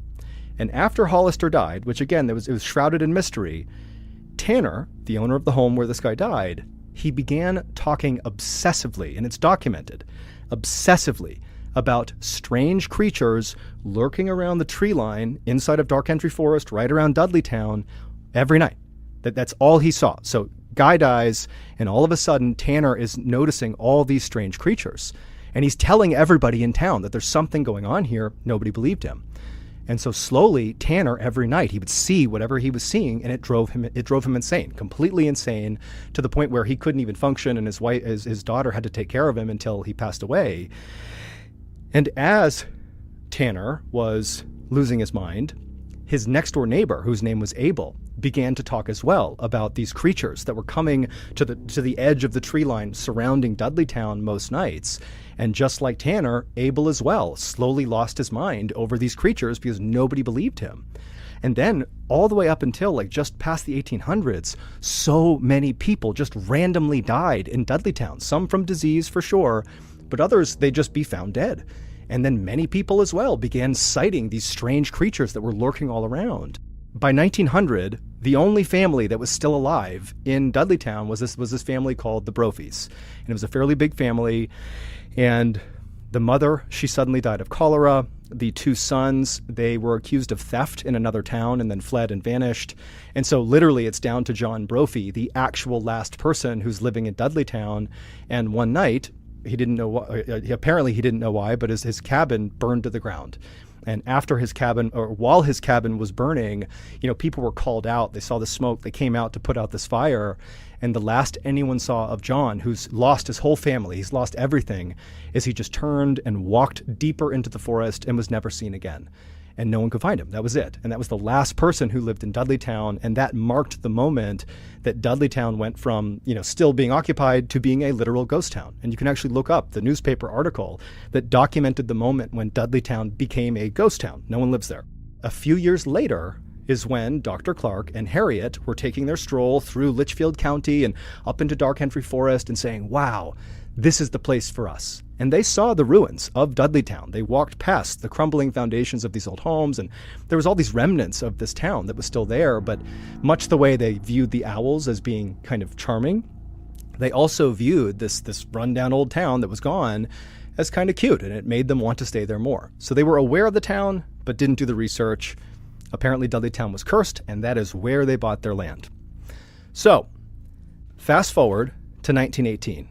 So Dr. Clark, he's left for this emergency trip to New York, and it would turn out he was only needed in New York for 36 hours. It was, as short as he could have expected it to be. So less than 2 days later, keeping his word to his wife, he's back on a train, and he's heading back to that stop where Harriet had dropped him off near the Dark Entry Forest.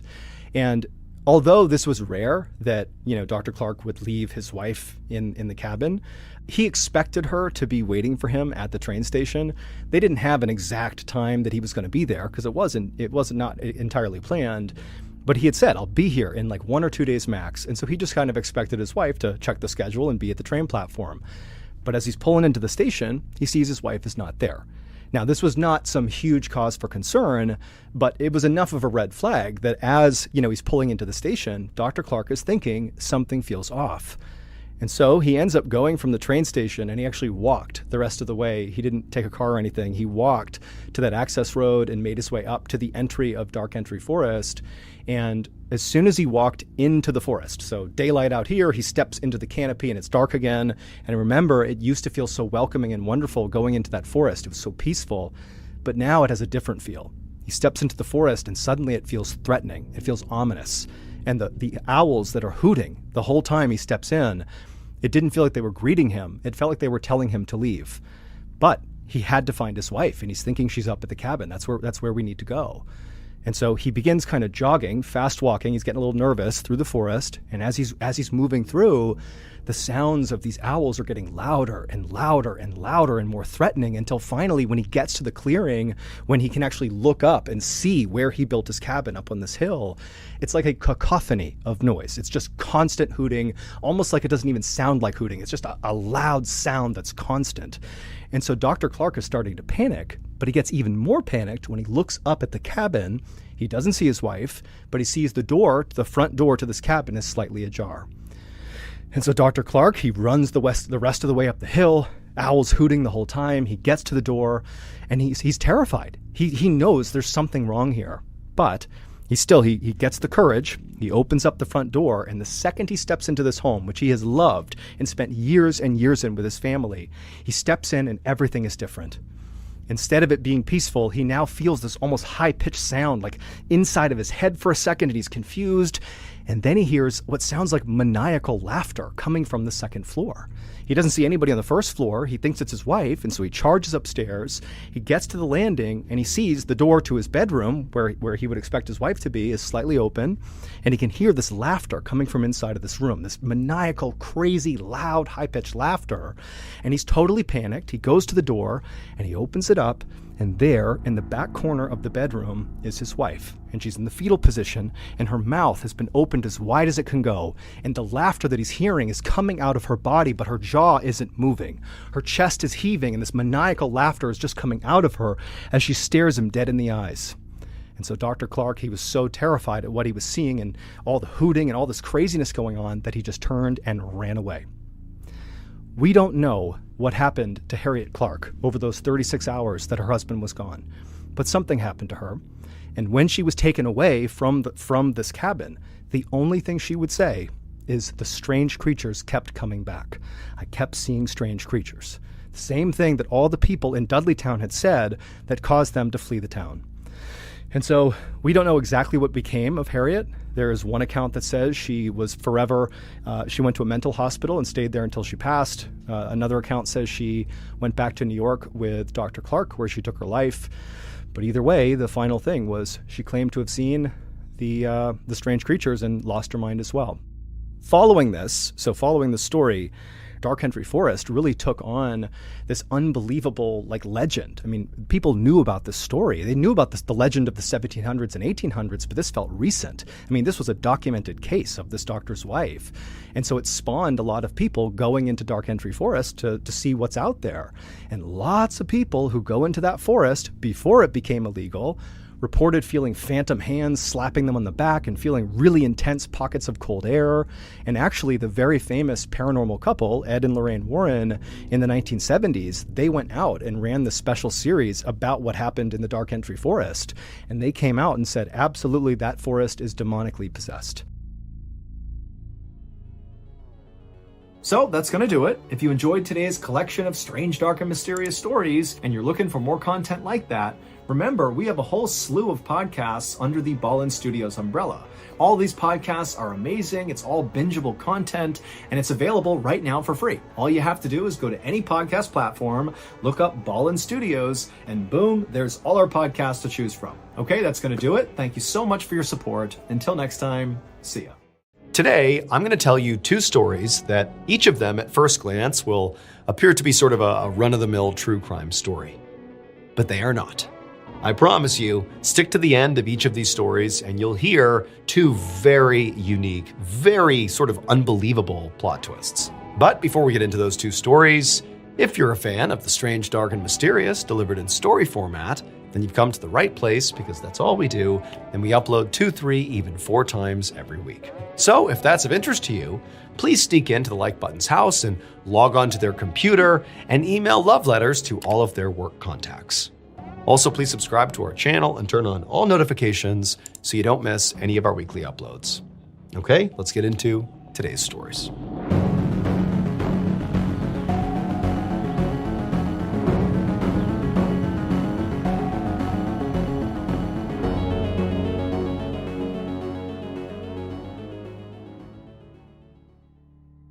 On the afternoon of April 25th, 2007, a 25-year-old police officer named Martin Arnold and his partner Michelle sat in their police cruiser in the parking lot of a public park in Heilbronn, Germany.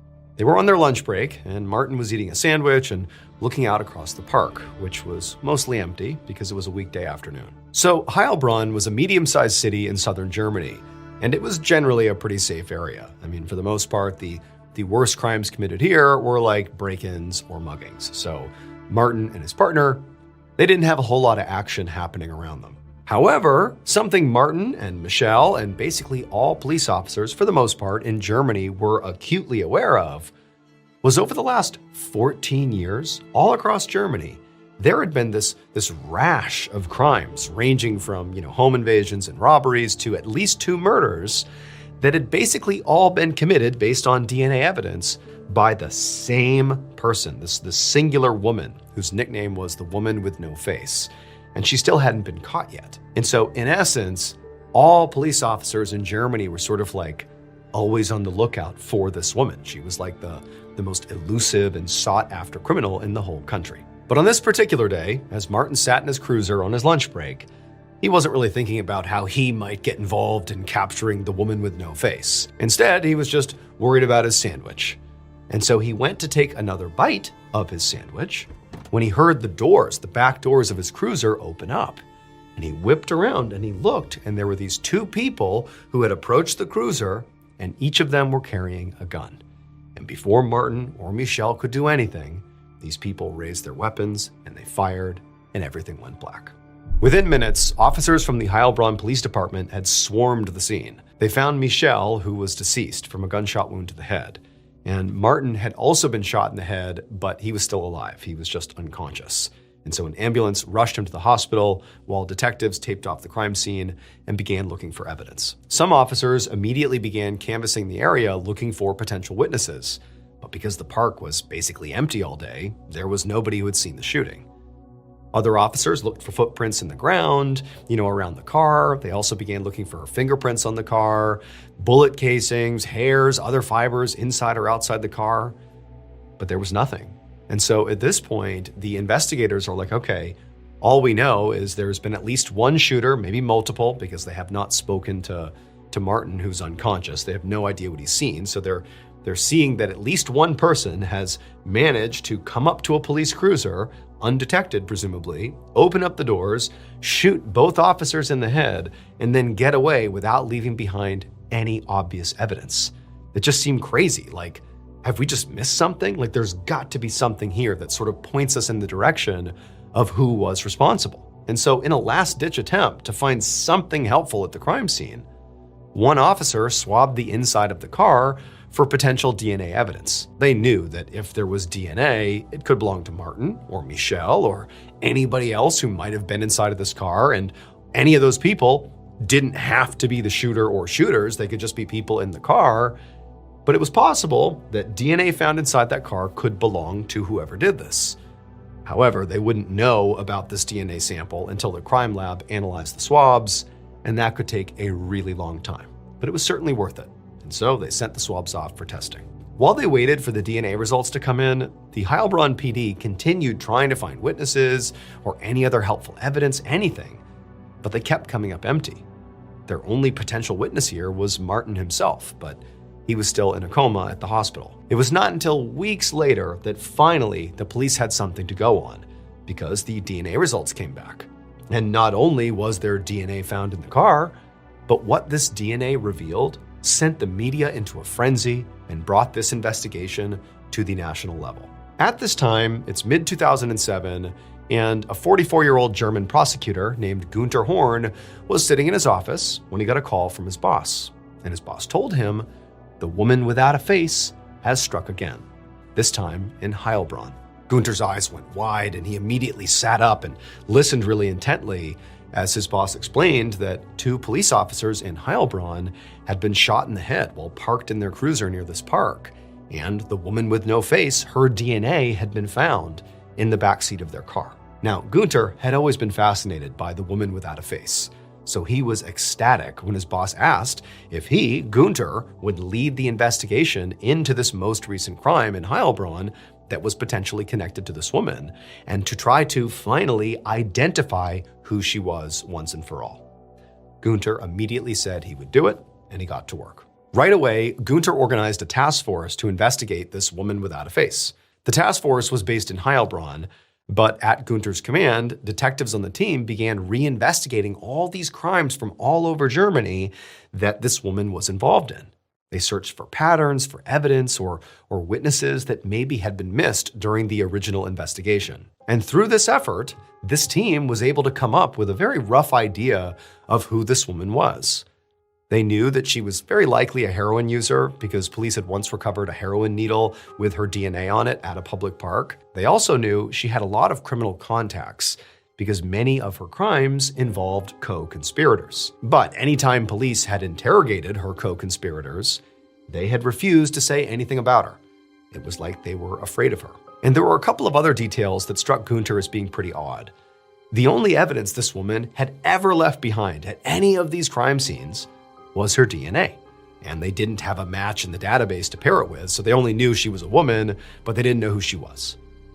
In 14 years, she'd never left behind a fingerprint, a footprint, a hair, or anything else.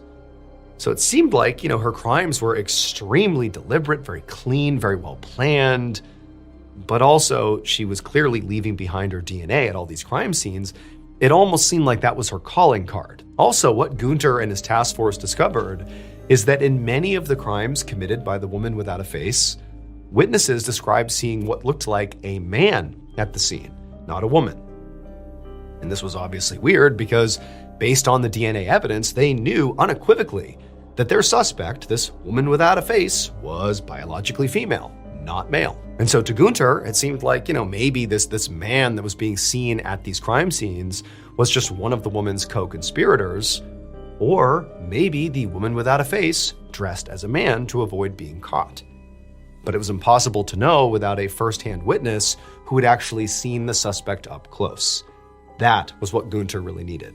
And in late May, about a month after the shooting in Heilbronn, Gunther got a call about that exact type of witness that he was looking for. That same day, Gunther walked into a hospital in Heilbronn, and he saw Heilbronn police officer Martin Arnold laying in a hospital bed with his eyes open. He'd been in a coma for a month now after being shot, but he had woken up. And he clearly was Gunter's best chance of catching the woman without a face, because presumably, before he was shot, he might have gotten a look at her. So he was that witness who might be able to describe her. And so Gunter, he walked over, sat down next to Martin's hospital bed, and he asked him to please tell him everything he remembered about what happened. And Martin, he was very distraught about the whole thing. He's just woken up. He's just learned that his partner has died. And so he's very emotional. But he ultimately tells Gunter that, realistically, he can't really remember what happened.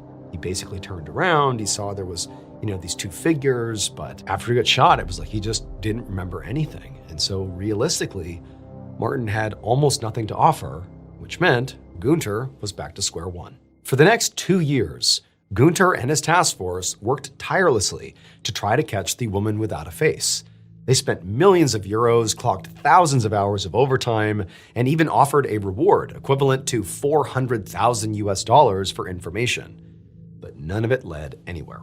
And adding insult to injury was the fact that the whole time this investigation is going on, the woman without a face kept committing crimes. The task force connected her to at least 6 more break-ins, 1 more robbery, and another murder.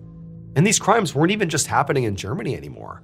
They also found the woman's DNA at crime scenes in France and in Austria. So now the entire region was on alert for this woman who seemed like this impossibly cunning international criminal genius. And Gunter, he couldn't help but start to wonder if he would ever be able to catch her. But then, in March of 2009, Gunter got a call from a police officer in France. And what this officer told him would change everything. According to this officer, the French police were currently investigating a potential murder.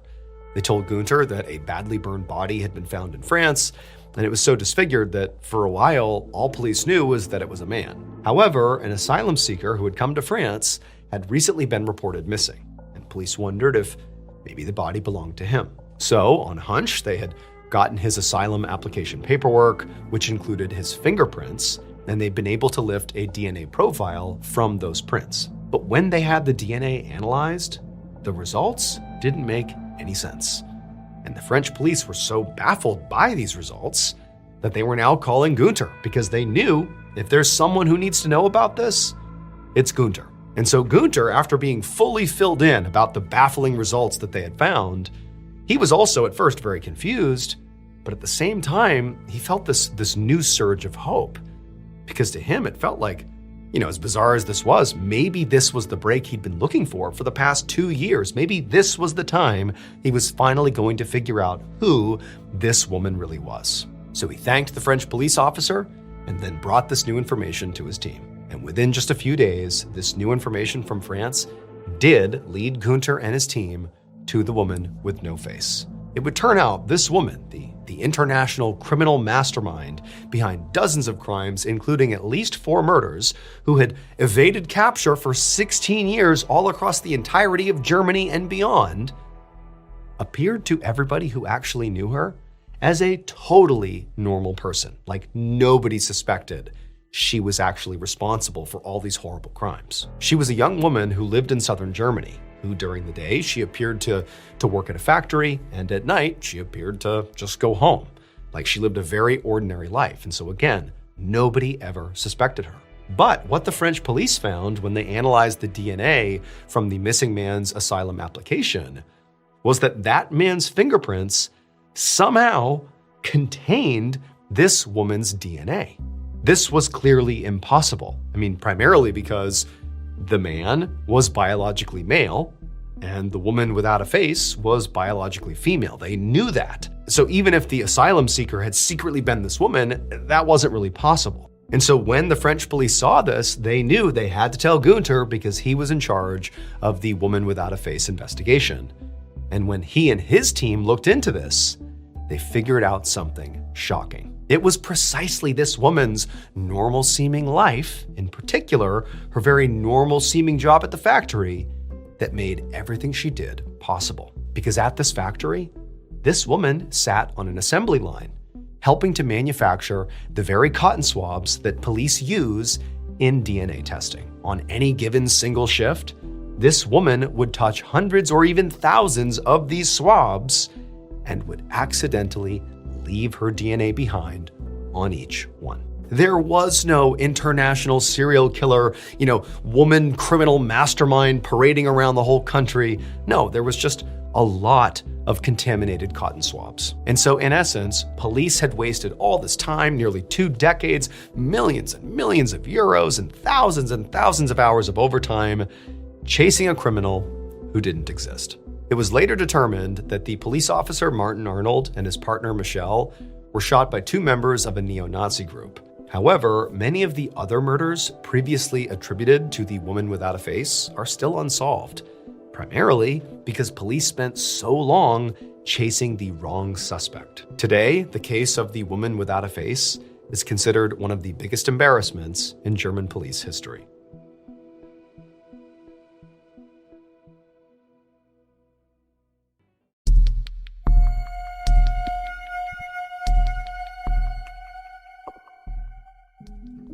On the afternoon of May 2nd, 1930, a middle-aged woman named Kim Soo-jin walked into her farmhouse in a small village called Bibongmyeon in what is now South Korea. She had spent the whole day working outside on her farm, and now all she wanted to do was grab some water, sit down, and finally just rest for a second. But before she could do any of that, she heard a knock at her door.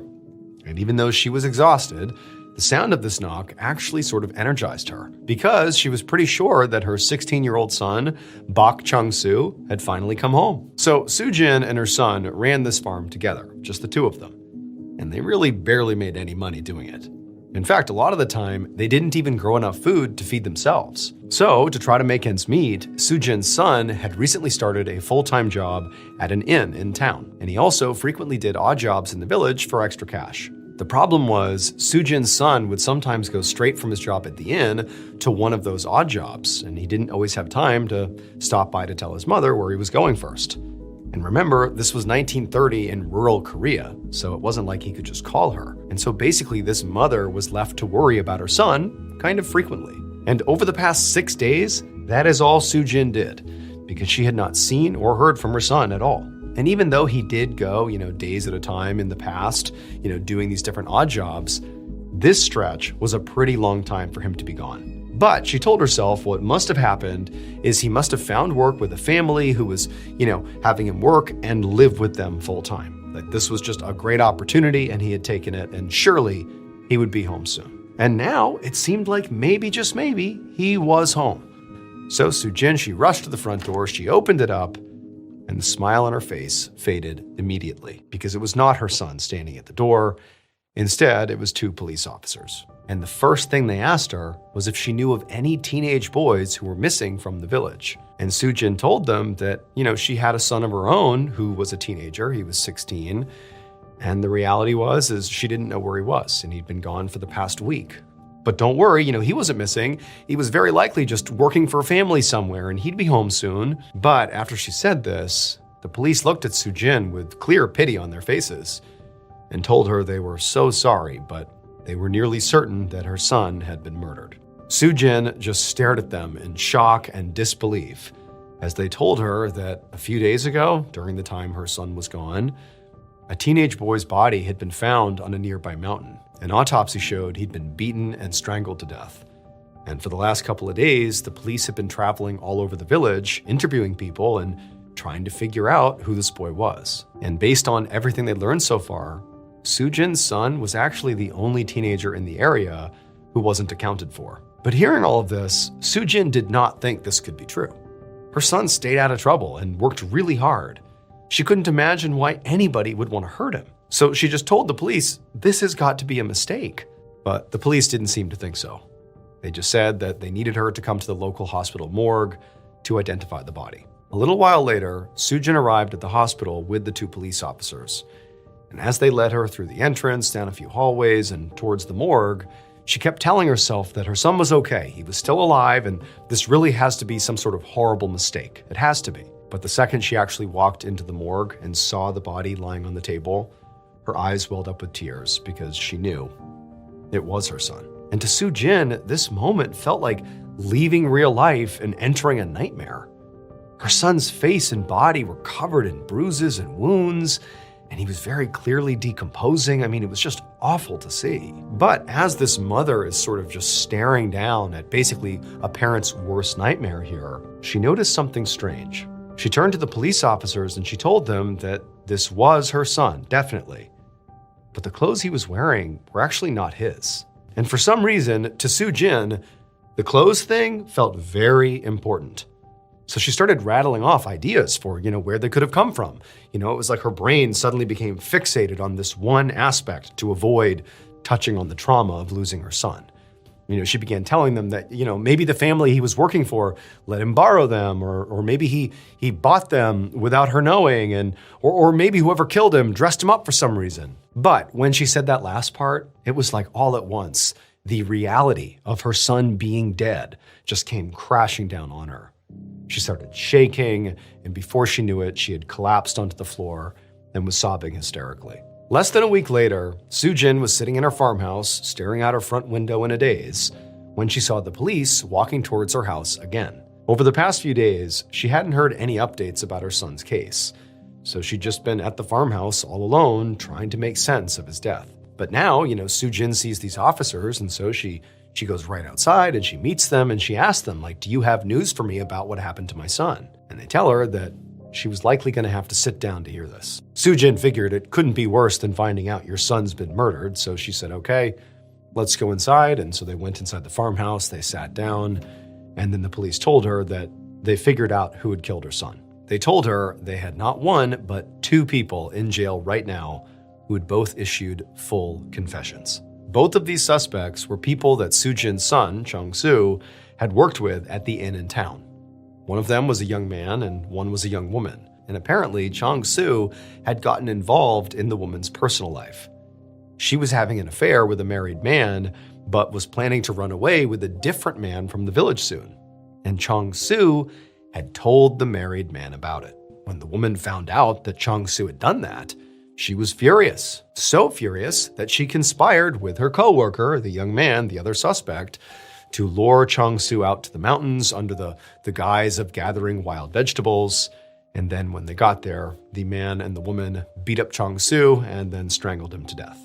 This had all happened on the first night that Chung-soo had left the farmhouse. So over that 6-day period, he pretty much went out and immediately was killed. And so over those 6 days, he was never, living with a family and working for them.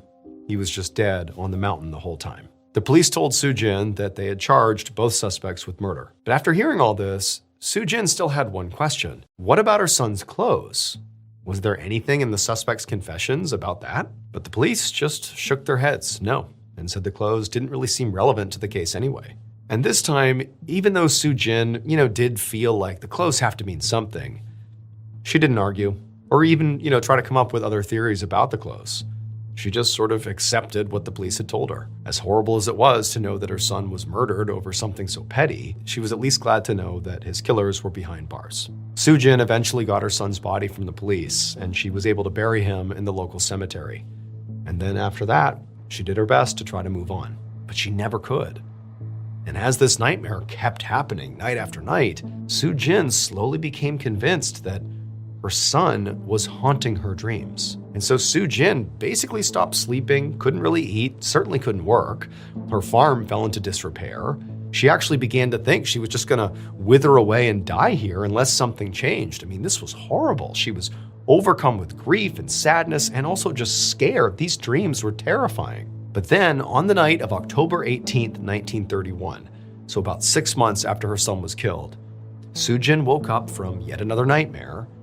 When she opened her eyes, she saw this shadowy figure at the foot of her bed, and she immediately realized that it was her son's ghost coming to visit her. But Soo-jin, she wasn't scared. She actually felt tears welling up in her eyes, and she actually just began speaking. She told the ghost, "I love you, but you have to move on. You have to rest in peace now. You have to." Now, Soo-jin really didn't know what she expected to happen here when she began speaking to the ghost. But what did happen was definitely not something she would have considered, because suddenly the ghost opened their mouth and they spoke. And what the ghost said changed everything. It would turn out Chung-soo, Soo-jin's son, had been viciously attacked by that man and woman up on the mountain. They really had beaten and strangled him and left him for dead. But he didn't die. He survived the attack. And when he came to, he fled the area because he was fearful if he went back home, they would finish the job. They would attack him and kill him. So he didn't have a chance to tell his mom that he was basically on the run. And so for 6 months, he's living in random towns, doing odd jobs to survive. But eventually, 6 months in, he misses his mom, he misses home, and he goes back and he walks into a room in the middle of the night. He is the ghost. And when she said to him, "You need to rest in peace now," he just says to his mom, "I'm not dead." And he was just being honest. "I'm here, I'm back, I survived." It would turn out the body that was found on the mountain was just some other teenage boy who was never identified, by the way, who happened to be in the same area where he had been attacked. And so when word got out about this body being found on the mountain, the man and the woman who had attacked Chung Soo, they're like, "Shoot, that's him, that was us." And they confessed to killing him because that's what they tried to do. They tried to kill him. They didn't kill him. It was some other body. And then when Soo Jin went to the morgue and saw this body, it was decomposing and he basically looked like her son. And so she misidentified him. She thought it was her son, but it really wasn't. And she fixated on his clothes and she was like, "Something's off." Well, she was right. It wasn't her son. It was someone else's clothes. And so in the end, the man and woman who had attacked Chung Soo had their murder charges dropped because they didn't commit a murder. And they were both ultimately released from jail after serving about a year in prison for the assault. As for the actual person who was found dead on the mountain, they were never identified and they were buried in a sort of unmarked grave. And the location of that grave has been lost to time. And so even though we have the ability today to test for DNA, we're not able to exhume them because we don't know where their grave is. And so very likely we'll never know who that person was.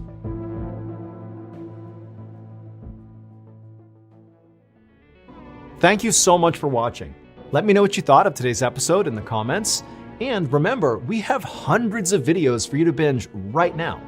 But if you're looking for a recommendation from me of that one video that's worth your time, well, it's this one right here. So give it a watch. All right, until next time, see ya. On the evening of August 10th, 2005, a man in New York City answered the phone at the office where he worked. A woman's voice came across the line, and she asked to speak with one of the man's employees. And the man thought for a second, and then he ultimately replied that actually, that employee had not shown up for their shift that afternoon, and they didn't know why, but they weren't here. And when he said this, he heard a distinct shift in this woman's tone. And she told him in a very trembling voice that she needed to hang up now and call 911. But before we get into today's story, if you're a fan of the strange, dark, and mysterious delivered in story format, then you've come to the right place because that's all we do, and we upload 2, 3, even 4 times every week. So if that's of interest to you, the next time you go hiking with the like button, make sure to secretly replace all the contents from their backpack with garbage. Also, please subscribe to our channel and turn on all notifications so you don't miss any of our weekly uploads. Okay, let's get into today's story.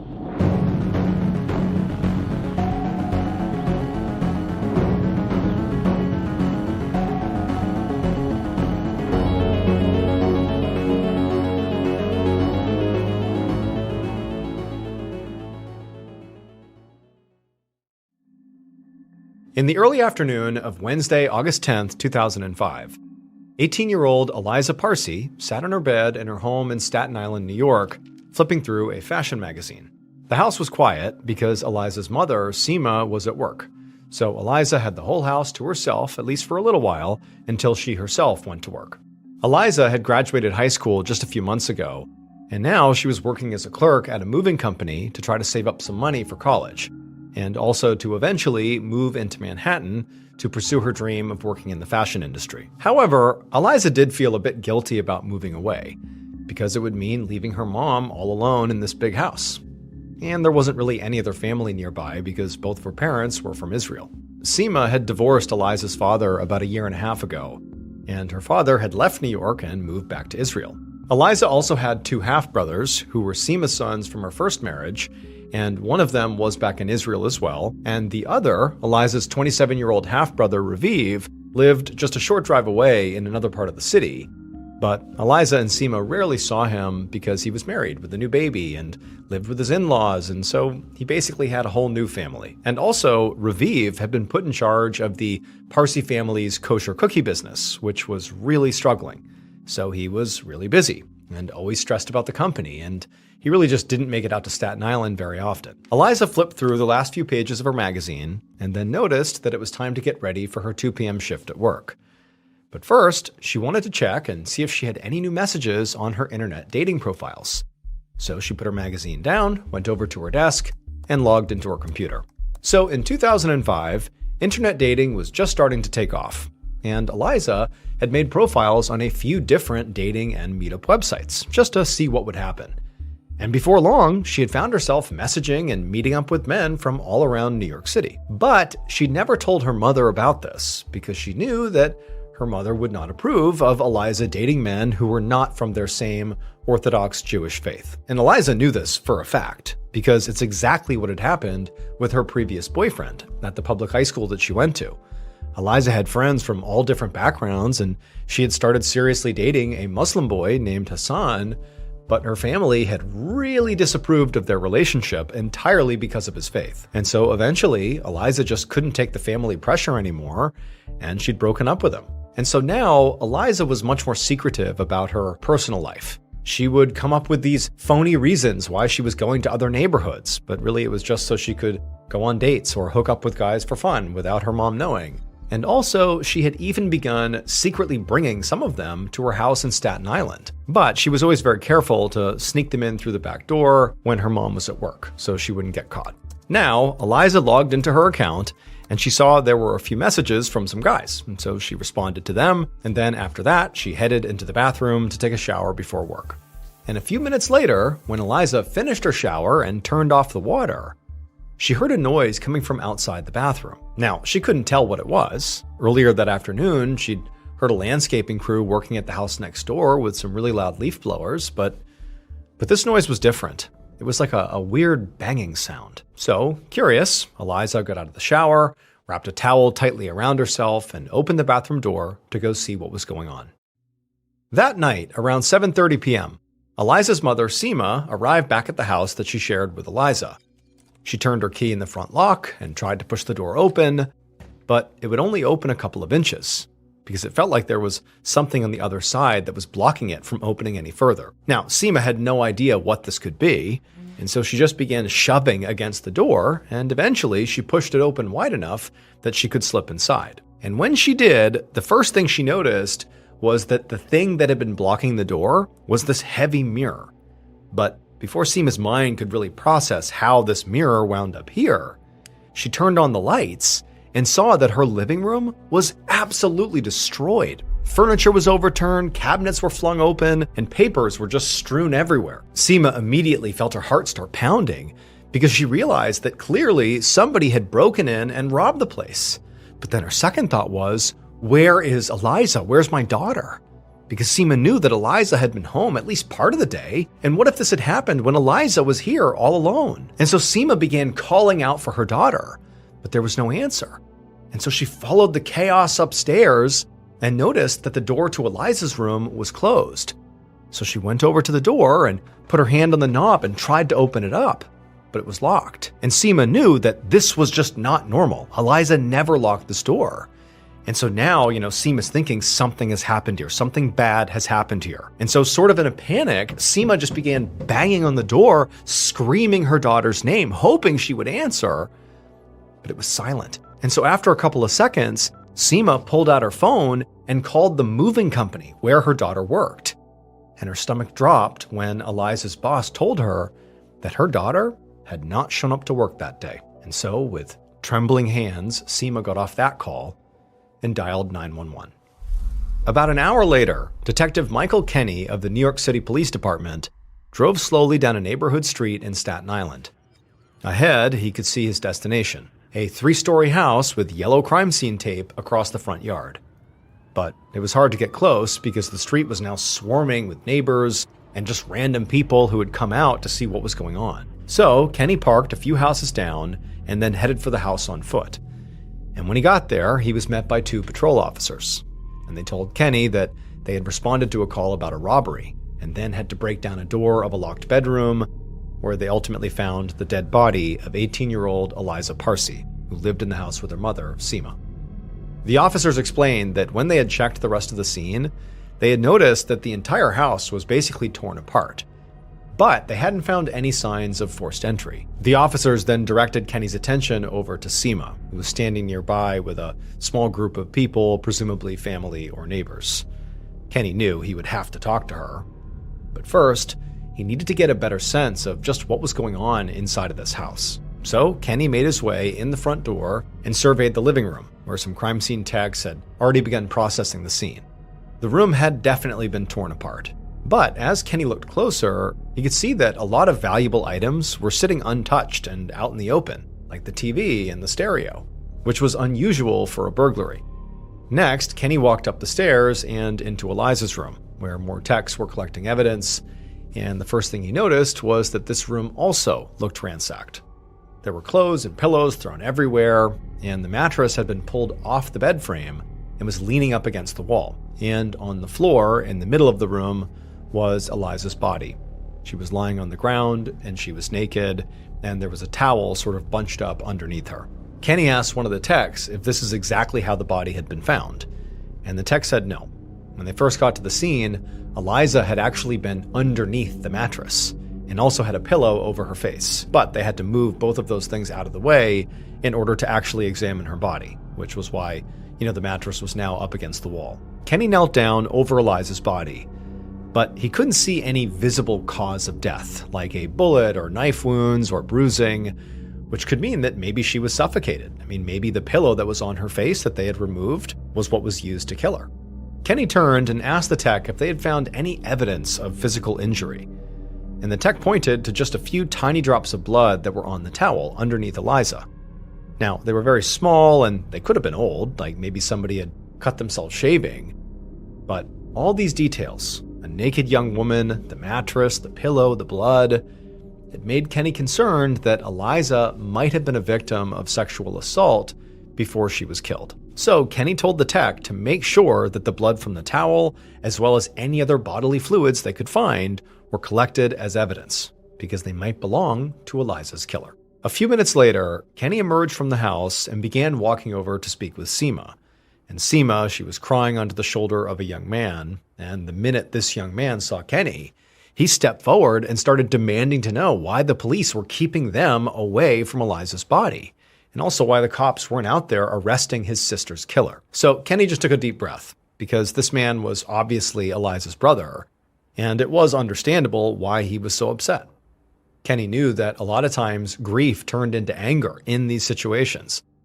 So Kenny calmly explained that in order to find Eliza's killer, he first needed information, starting with where he and Seema had been that day. And this got both Raviv and Seema to calm down right away, because they seemed to realize that Kenny might actually be suspicious of them. So the man lowered his voice, and he introduced himself as Raviv, and then he and Seema began answering Kenny's questions. Seema said she'd been at work all day and that there were plenty of coworkers who could say as much, and Raviv explained that he too had been working all day, delivering baked goods all around Long Island. Kenny made notes so he could double-check all their information later.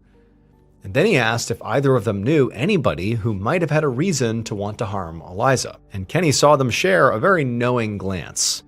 Then Raviv turned to Kenny and said he should look into Eliza's ex-boyfriend, Hassan, who none of them liked or trusted. And as Kenny started jotting these details down, Seema chimed in and added that her daughter had told her about something really bizarre that Hassan had done recently. Early one morning a few weeks ago, Eliza had woken up to find Hassan sitting at the end of her bed, just staring at her, like he'd been watching her sleep. And the whole thing had absolutely terrified Eliza because she had no idea how he'd even gotten into the house. She certainly hadn't invited him over, and their house was always locked overnight. And then before Detective Kenny could even ask a follow-up question, Raviv, the brother, just suddenly started yelling, get out, we don't want you here," at somebody across the yard. And so Kenny turned to see who Raviv was yelling at, and he saw this teenage boy standing there, looking completely shocked and scared. And at this point, Raviv went from yelling at Hassan to yelling at Kenny to arrest Hassan because that was the man who killed Eliza.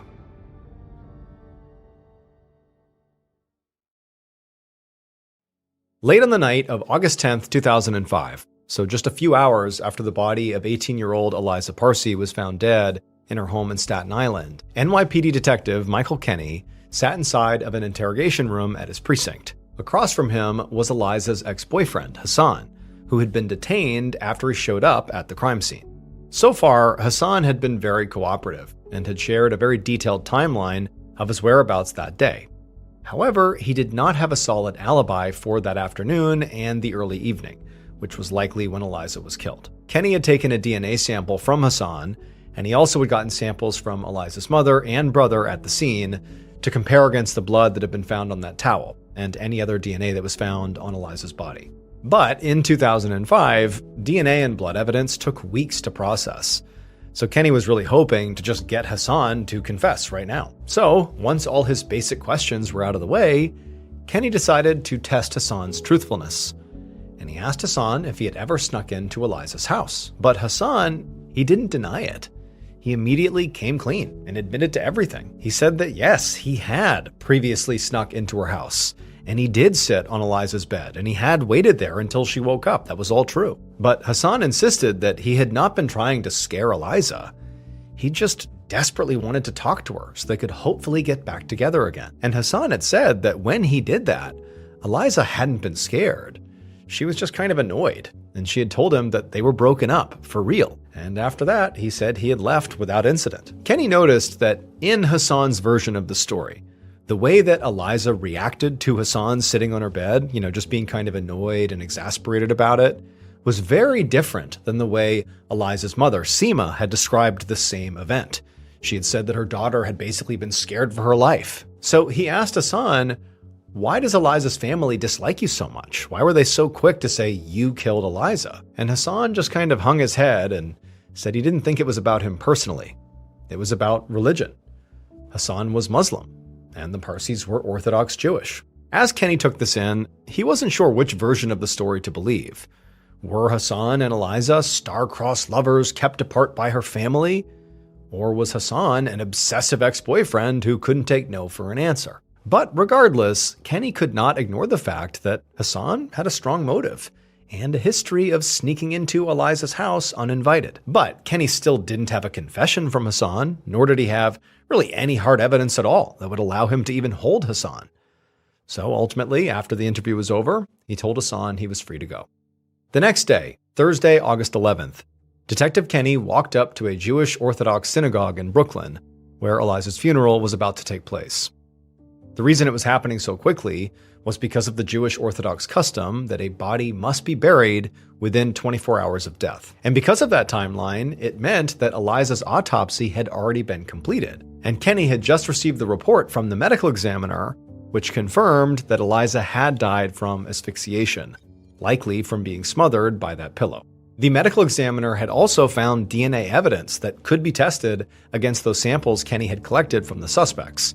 There were some skin cells under Eliza's fingernails, as well as semen that showed Eliza had sex before she died, probably within 24 hours. And so this evidence made Kenny think that Eliza had been sexually assaulted and had fought back against the person assaulting her, which would explain the skin under her nails. But when Kenny called the medical examiner to voice this theory that he now thought was pretty likely, the medical examiner had actually disagreed, because they didn't find any bruising or bleeding or anything else that indicated sexual violence. And so the autopsy actually concluded that the sex Eliza had before she was killed must have been consensual. But regardless, in Kenny's opinion, the facts of the case so far pointed towards a romantic partner being the killer, which obviously cleared Raviv and Seema and any other family members.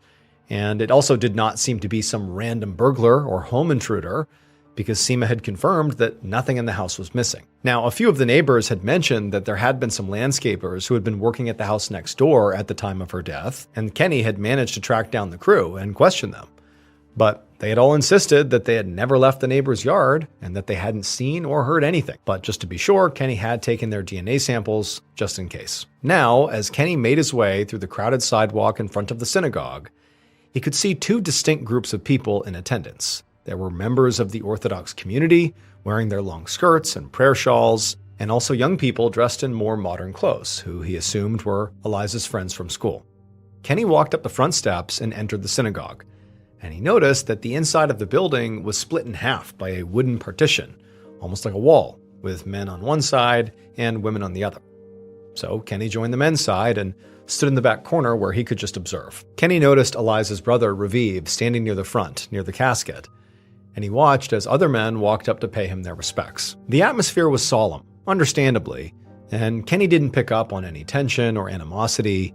It just sort of felt like a community coming together to kind of make sense of this tragedy. But then Kenny felt the energy in the room suddenly change, like a switch had flicked, and he could hear people start to whisper to each other very urgently, and everybody's heads turned to look back towards the entrance. Kenny turned his head and looked as well, and he saw this one person who was trying to push through the crowd and make their way up the aisle to the front, where Eliza's casket was. And Kenny realized this person was Hassan. For some reason, he'd shown up again, despite the fact that Eliza's family clearly didn't want him around. And Kenny actually watched as Raviv, who, had seen Hassan, Raviv went straight to Hassan and literally stopped him and shoved him backwards and shouted at him to get out, because they all knew he killed Eliza. Kenny, sensing a physical fight was going to happen here, began pushing his way through the crowd to try to stop them and separate them. But fortunately, before he reached them, other men separated Hassan and Raviv, and then Hassan was escorted out of the building. About 2 weeks later, on August 24, 2005, Detective Kenny was in the office of the NYPD Computer Crime Unit, where the department's IT specialists had begun digging into Eliza's online life. After her funeral, Kenny had spoken to Eliza's school friends, who had told him that Eliza had been trying to move on from her relationship with Hassan, and that she had actually opened accounts on a whole bunch of dating sites that she used to meet guys or sometimes just hook up. And when Kenny had pressed them for more information, the friends had told him that none of those online men were from her tight-knit Orthodox community, which was part of the appeal to Eliza. But it obviously was not something she wanted to share with her mother, so she'd kept it all a big secret from everybody except from her closest friends. Kenny had been able to actually get Eliza's computer with her mother's permission and had brought some IT specialists on board who were able to dig into Eliza's email and browser history. Now, Kenny watched as the IT specialists directed his attention to one of Eliza's dating site message threads. In this thread, Eliza and a man named Jonathan were making plans for when and where they were going to meet up to have sex. They had gone back and forth on a few different options until finally, Eliza just said that he should just come over to her house when her mother was at work, and that she would leave the back door unlocked so he could sneak in without the neighbors seeing. Kenny saw that this particular hookup was planned for Tuesday, August 9th, 2005, just one day before Eliza was killed. Now, naturally, this made Kenny and the rest of the investigators raise an eyebrow, because this plan of Eliza and Jonathan's, of having him enter secretly through the back door while Seema was at work, matched up exactly with what they had found at the crime scene.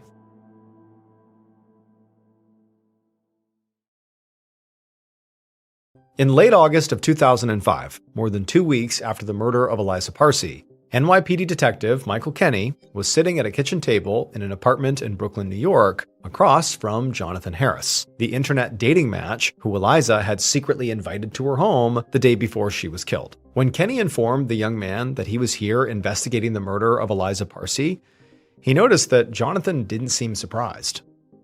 But Eliza's murder had been all over local news, and a lot of stories were really exploiting her romantic past and her sex life, so he had probably already heard about what had happened. Kenny asked Jonathan if he had known Eliza, and Jonathan said yes. Then he detailed basically everything that had been planned in that chat message.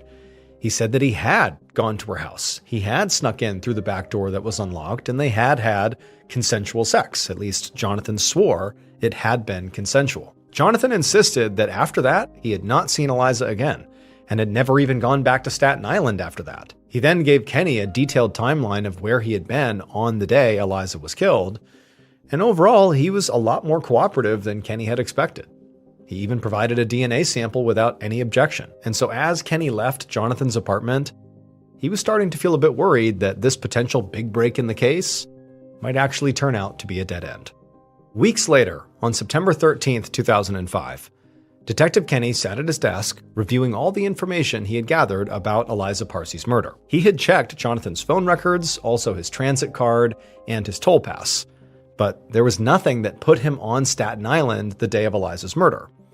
And the computer crimes investigators had not turned up any other promising suspects from Eliza's online dating profiles. Detective Kenny had also continued digging into Hassan, but he didn't have enough evidence to either arrest him or clear him.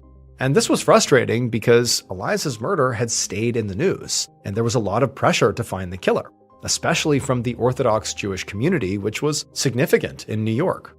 It was starting to look like the case had gone cold. Just then, Kenny's phone rang, and when he picked it up, it was the medical examiner who was calling with an update. The results of the DNA analysis were finally in, and the semen sample did not match those skin cells that had been found under Eliza's fingernails. So this meant there was DNA from 2 different people at the crime scene. And when the medical examiner said who each of these samples belonged to, suddenly Detective Kenny knew who killed Eliza. Based on the entire investigation, DNA evidence, and the killer's eventual confession, here is a reconstruction of what police believe happened to Eliza Parcy on the afternoon of August 10th, 2005.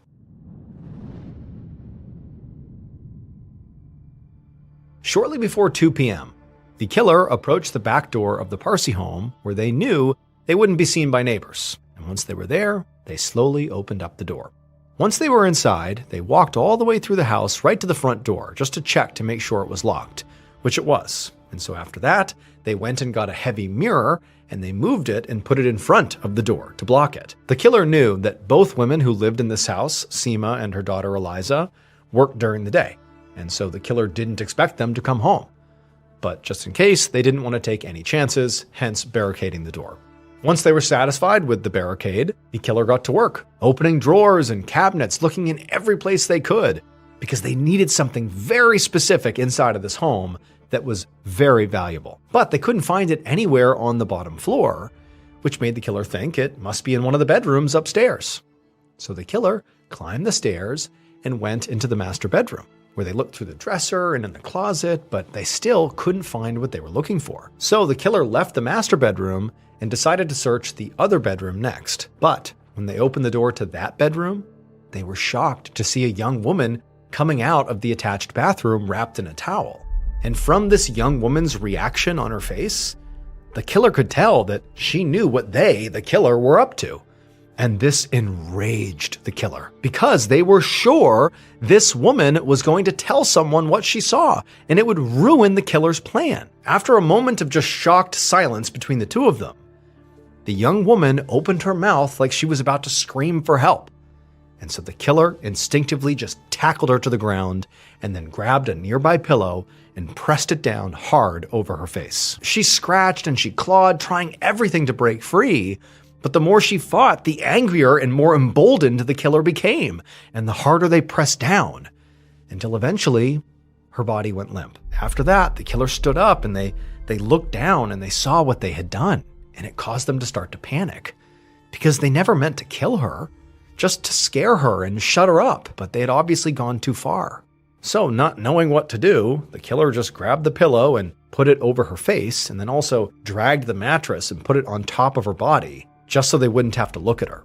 Then, instead of continuing their search for this thing that they wanted inside of this home, they just went downstairs and left out the back door. And they didn't return to the house for hours, not until they received a call from their mother, because the killer was Eliza's half-brother, Raviv.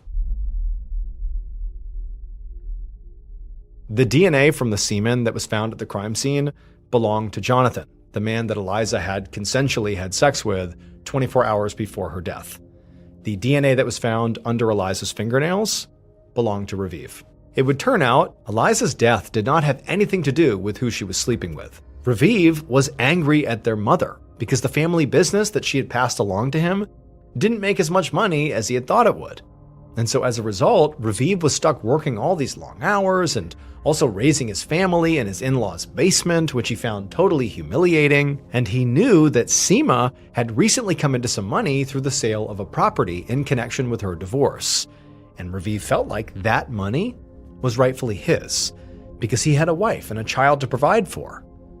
But Seema wouldn't give it to him. So instead of driving his typical delivery route on Long Island that day, Raviv went to his mother's house to literally look for the money so he could steal it. But Eliza's work schedule had recently changed, and so he didn't realize Eliza's shift actually started later in the day.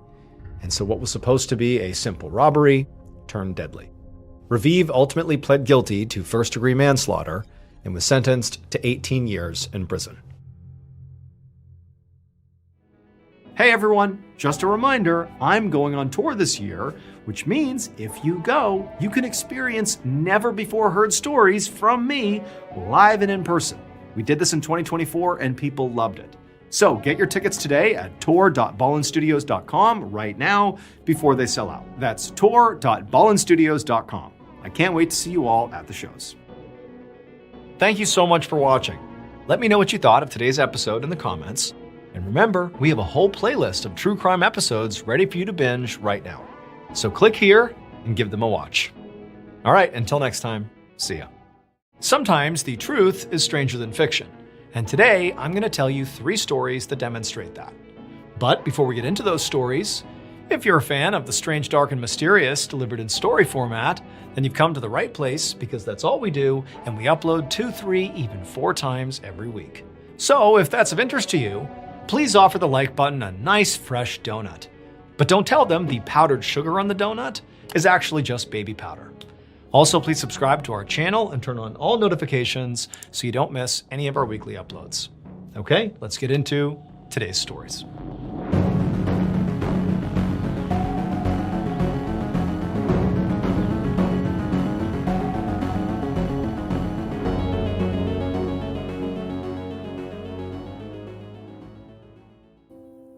One morning in July of 1997, a man named Abdel Sadr Bedawi laid in a hospital bed in El Menouphia, Egypt, which is northwest of Cairo. And he felt horrible, but this was nothing new. So Bedawi was in his 60s, and unfortunately, he spent a lot of time in hospitals because he had chronic liver disease. It made him feel weak and tired and caused him to get really bloated and vomit pretty often. But recently, Bedawi had begun experiencing some new and even more concerning symptoms. Most recently, he'd come into the hospital because he was feeling really clumsy and disoriented. It seemed like his liver disease was getting so advanced that he was now experiencing symptoms in his brain as well. So that morning, Bedawi was on a whole bunch of medications to try to treat his liver disease, but so far, it felt like the medication really wasn't doing much of anything. He still had all the symptoms he had come in with. And so feeling really disheartened, he's just laying in his bed. There's nobody else in his hospital room. And so he's just trying to get through it minute by minute. And as he's laying there, he starts to feel really lightheaded, like way more lightheaded than he had felt at all at any point while he was at the hospital. And it was so extreme, so fast that he was gonna call out for a nurse, but it was like he couldn't even make a sound. It was like his body was shutting down. And then it was like everything went black. At some point later, could have been minutes later, hours later, days later, Bedawi had no idea, but he had the sensation of waking up. Except when he opened his eyes, everything was still totally black, like he can't see anything. But in this kind of weird sensation of coming back to reality, he quickly was able to sort of feel that he still had all his limbs. He could feel his whole body lying flat on some surface, which could have been the bed he was still on, he didn't know. But he's thinking to himself, I'm alive. I can tell I'm alive. I can't see. I don't know where I am. I don't know what happened to me, but I'm still alive. But when he tried to move, it was like he felt trapped. It's like he couldn't quite tell if he was literally physically being confined in some space or if he was paralyzed. He didn't know. He just couldn't move. And so suddenly he has this wave of claustrophobia come over him that he needs to escape, and he starts screaming out for help. And eventually, somebody heard him. It would turn out 12 hours earlier, when Bedawi was laying in his bed and he could still see, and he suddenly had this extreme lightheadedness come over him, and then it all went black for the first time. Well, what was actually happening is he was going into a very deep coma. It was because of his liver disease and other ailments he had, but he goes into this really deep coma. The hospital he was at, they didn't recognize it as a coma. They thought Bedoui had actually died. And so they put him in a coffin and they put him in the refrigerator. And that's where he was when he woke up hours later. He was literally in a coffin. And the reason he couldn't move is because he was in a coffin and was physically restricted in that space. And so he starts screaming out. He's totally claustrophobic. And there were employees that actually just happened to be near the door of the walk-in fridge where all the other coffins and bodies were. And they heard him. They walked inside and they saw one of the bodies is literally sitting up in their coffin. And so when Bedoui realized what had happened here, he jumped out of the coffin and ran out of the room, vowing to never come back to the hospital. But that's not the end of the story. One of the hospital employees who went into the fridge and saw Bedoui sitting up in his coffin, basically was one of the people who freed Bedoui. They were so shocked by what they saw. Remember, they don't know that he was still alive. They think they've walked into the fridge and a dead person is sitting up like a zombie and is now like talking to them and running out of the room. That was so terrifying for them that they literally had a heart attack and died. And where were they placed after they were dead? In Bedoui's literal coffin.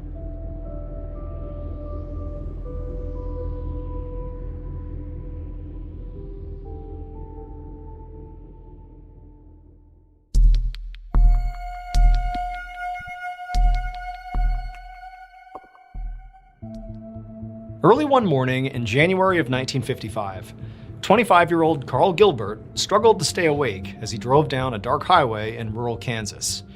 Carl had been driving since about 3 a.m. because he was on his way to an early morning meeting at a college that was over 200 miles away. He didn't want to be late. And so Carl, he took another sip of his coffee and rubbed his face to try and wake himself up, but his eyelids were so heavy and he really was struggling to focus on the road. So Carl was a recruiter. And so it was his job to drive around to different universities in Kansas and Oklahoma to try and recruit graduating seniors for his company. So as a result of that, he was used to waking up in the middle of the night and driving these long distances to get to these colleges. But despite this being sort of typical behavior for him, today he just felt like he was way more tired than normal. And so Carl yawned and drank some more coffee, and he could just feel his eyes getting heavier and heavier. And then at some point, he closed his eyes for what he wanted to be just for like a second, but it just felt like he couldn't quite open them again. And as he's sort of like blinking for this really long extended blink, he hears a voice in the car. He's all alone in his car. It's the middle of the night. He's by himself, but he hears a voice right behind him actually yell into his ear, "Guy, look out!" Carl, after hearing the voice, jolted upright. He opened his eyes and he realized he hadn't just blinked. He had fallen asleep at the wheel and was now speeding toward a concrete marker on the side of the highway. And so he grabbed the steering wheel and he yanked it just in time so that he only sideswiped the marker instead of a head-on collision, which almost certainly would have killed him. And so Carl, he jammed on the brakes and his car came to a screeching stop on the side of the road. And there, Carl just, he sat there just taking stock of how close he had just come to dying. His whole body was shaking, like he couldn't believe that had just happened. But eventually, he was able to calm down enough to get out of his car and assess the damage, because he did sideswipe that concrete marker. And when he got out and looked, he saw the damage was actually kind of bad. There was 2 flat tires and the whole side of his car was totally smashed up and scraped. But ultimately, Carl really didn't care. He genuinely felt thankful to be alive. Later that morning, Carl sat at a diner just a few miles down the road, eating some breakfast and reading the morning paper. A passing car had pulled over and helped him patch up his own car just enough to drive to the meeting and then also drive to the diner to get something to eat. Carl still felt very rattled from nearly getting into a very likely fatal car accident.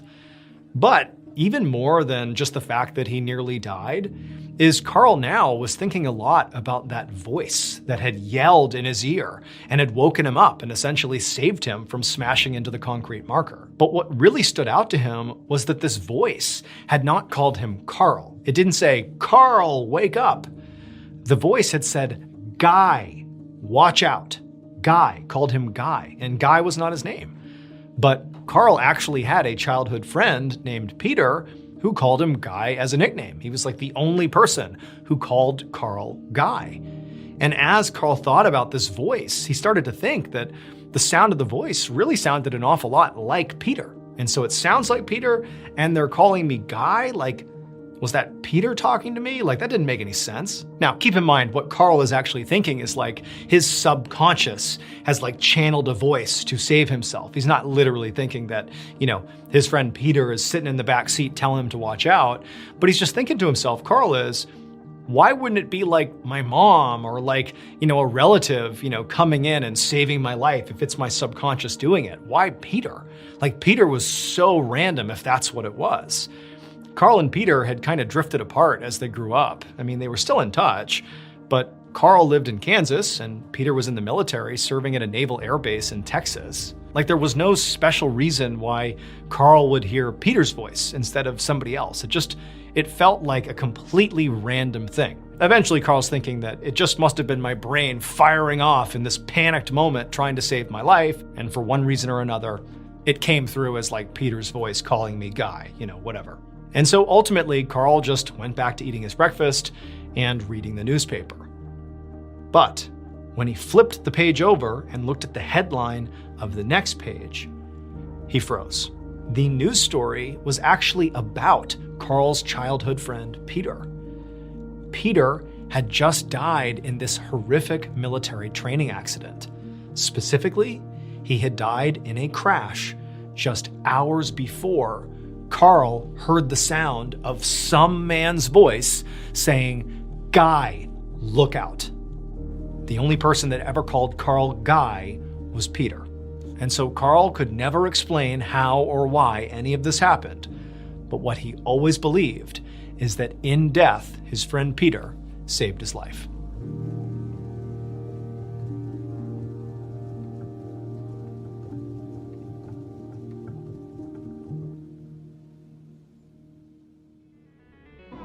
BetterHelp is the paid partner of today's video. Heaviness in your life doesn't usually announce itself. Typically, it just sort of hits you. For example, when I left the military and had to reintegrate back into civilian life, that meant I was leaving behind a clear mission, I was leaving behind tight-knit bonds, and an identity that was built on service and purpose, while I was also trying to find my place in a world that felt very unfamiliar. And so this made me carry this really deep emotional weight that I was not expecting. Now, at the time, I kind of told myself that feeling, that heaviness inside of me, that it would just sort of pass with time. Once I get situated as a civilian, it'll just go away. But it didn't.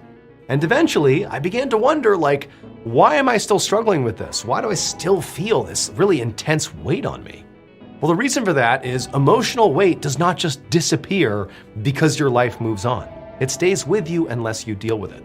That heaviness, it's not like a symbol of a failure in your life. In reality, it's just your brain holding on to what at one point was keeping you safe. Now, if you're feeling this way, having some awareness around this definitely helps. But untangling it, getting this weight sort of off your shoulders, often requires someone trained to help you let it go. The new year is not about pretending the past didn't happen. It's about finding support that helps you feel lighter moving forward. A great starting point for anybody who thinks they could use this type of service is BetterHelp. With over 30,000 licensed therapists, you'll have access to a diverse community of professionals across different specialties, backgrounds, and locations. Click the link in the description or go to betterhelp.com/MrBallen for 10% off your first month and take a step toward feeling lighter in 2026.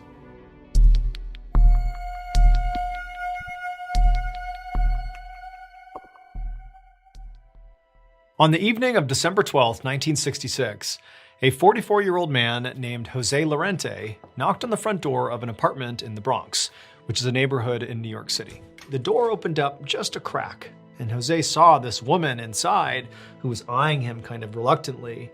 And then when she saw, who he was and what he was carrying, she kind of, opened the door just wide enough that Jose, and also the large bag he was carrying, could fit and come inside. Once Jose was inside, the woman immediately shut and bolted the door shut behind him. Then she led Jose into the living room, where her son, a 24-year-old man named Ivan Barbosa, was already sitting on the couch.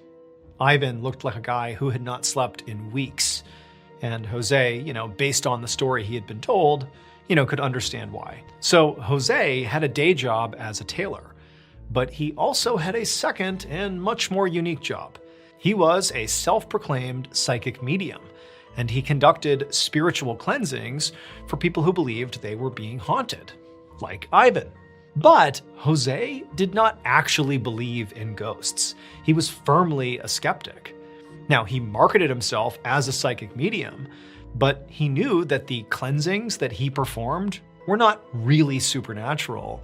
They were psychological. In his experience, if somebody believed they were being haunted, they were actually just suffering from something more mundane, like depression or grief or loneliness. And so when Jose would perform his cleansing ceremonies for these people, like he was about to do for Ivan, he would go in and act very convincing, like he believed what he was doing was truly supernatural. But what he knew he was actually doing was just kind of giving these people a placebo pill. He saw that after these ceremonies, the haunted people, they would feel much better. They believed that the haunting was gone, that they were free now.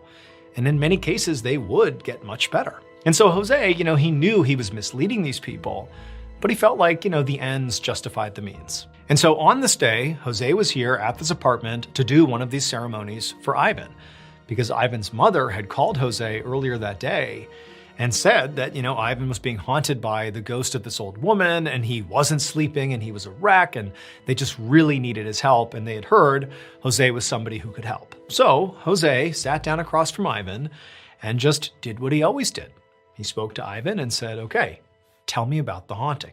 Ivan seemed really, really nervous, but once he sort of calmed down enough to talk, he sort of stammered out that there was this ghost, this old woman who would appear in his room basically every night, and she had been for months. But he said, this woman's expression, it seemed like every night she would get angrier and angrier, and it was just horrifying to the point where Ivan, he was terrified to go to his room to sleep at night.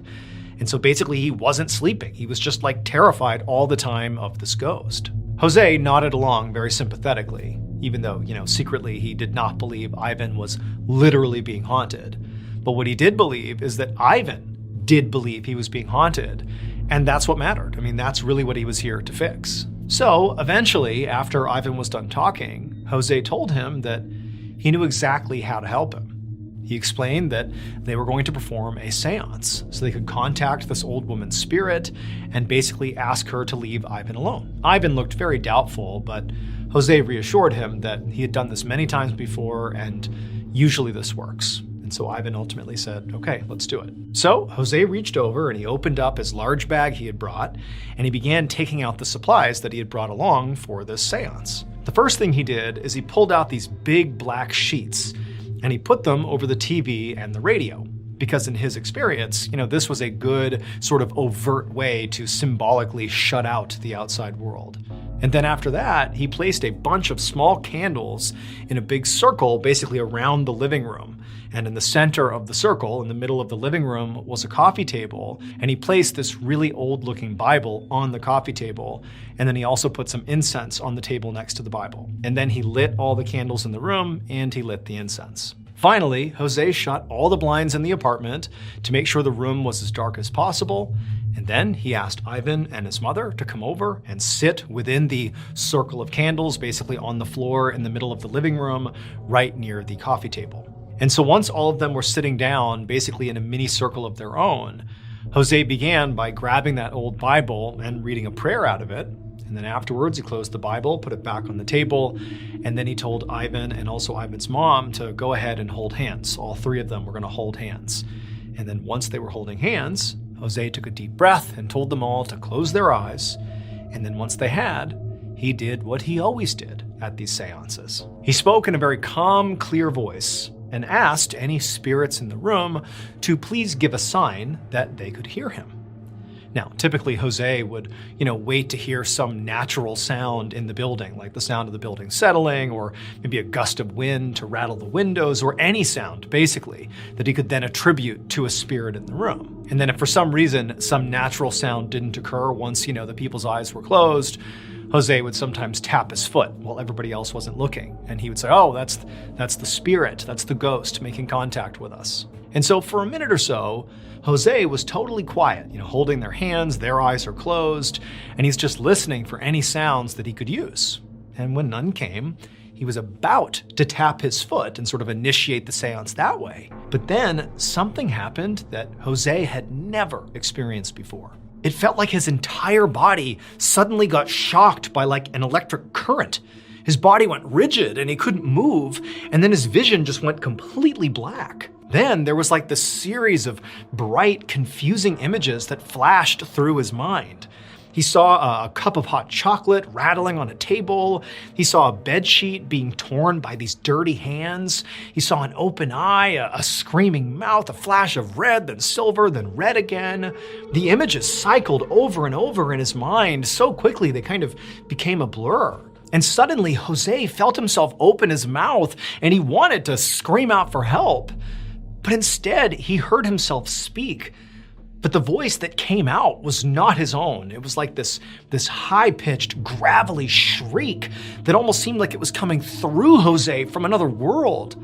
There was a rhythm to it, maybe words, but everything was happening so fast, and the images were still cycling through his mind, he couldn't make sense of anything. But then just as quickly as all of this had begun, the voice that was coming through him stopped, Jose's mind went completely blank, and his body went limp.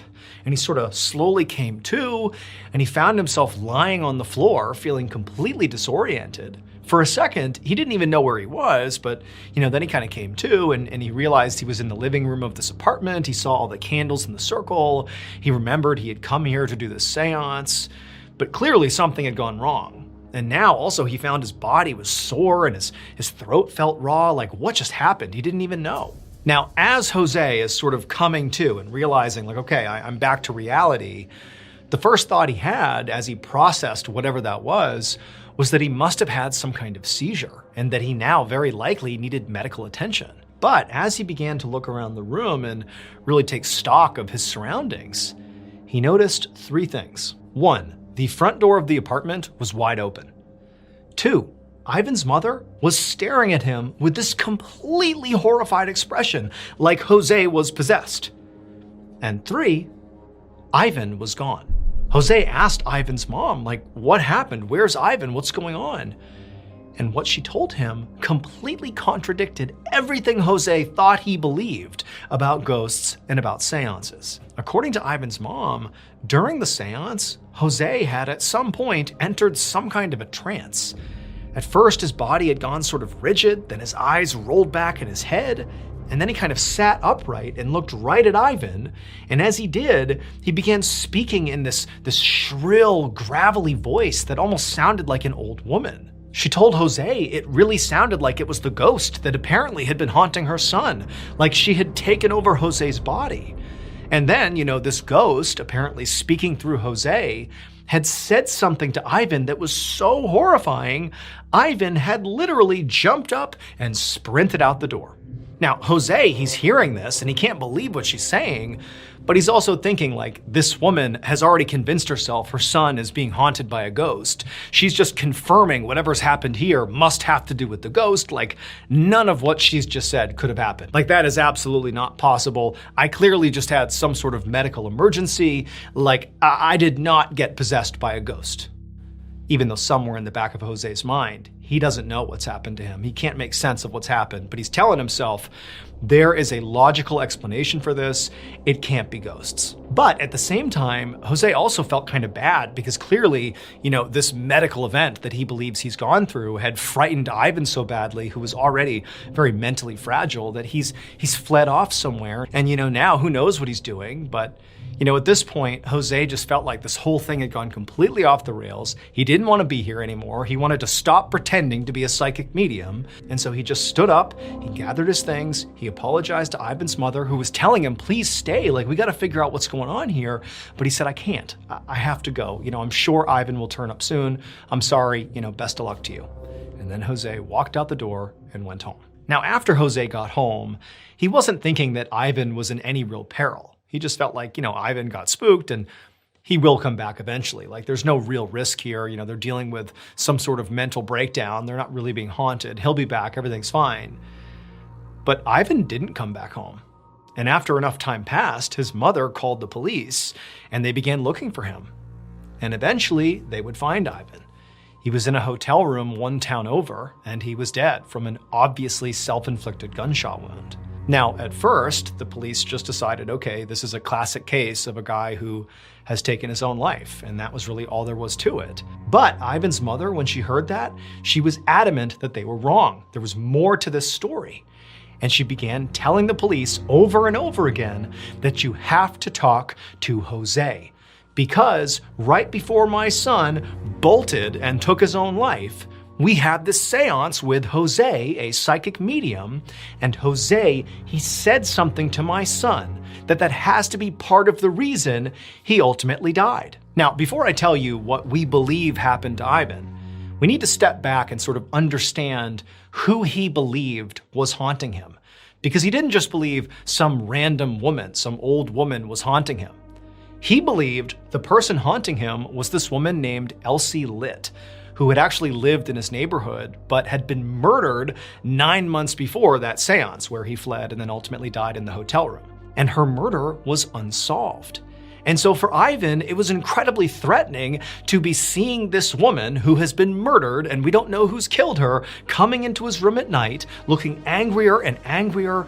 Ivan felt threatened by her. He felt genuinely terrified that this woman is like out for vengeance and he's sort of in her crosshairs. In essence, Ivan felt like he was sort of being blamed for this woman's murder, and she was here to sort of exact her revenge effectively on him.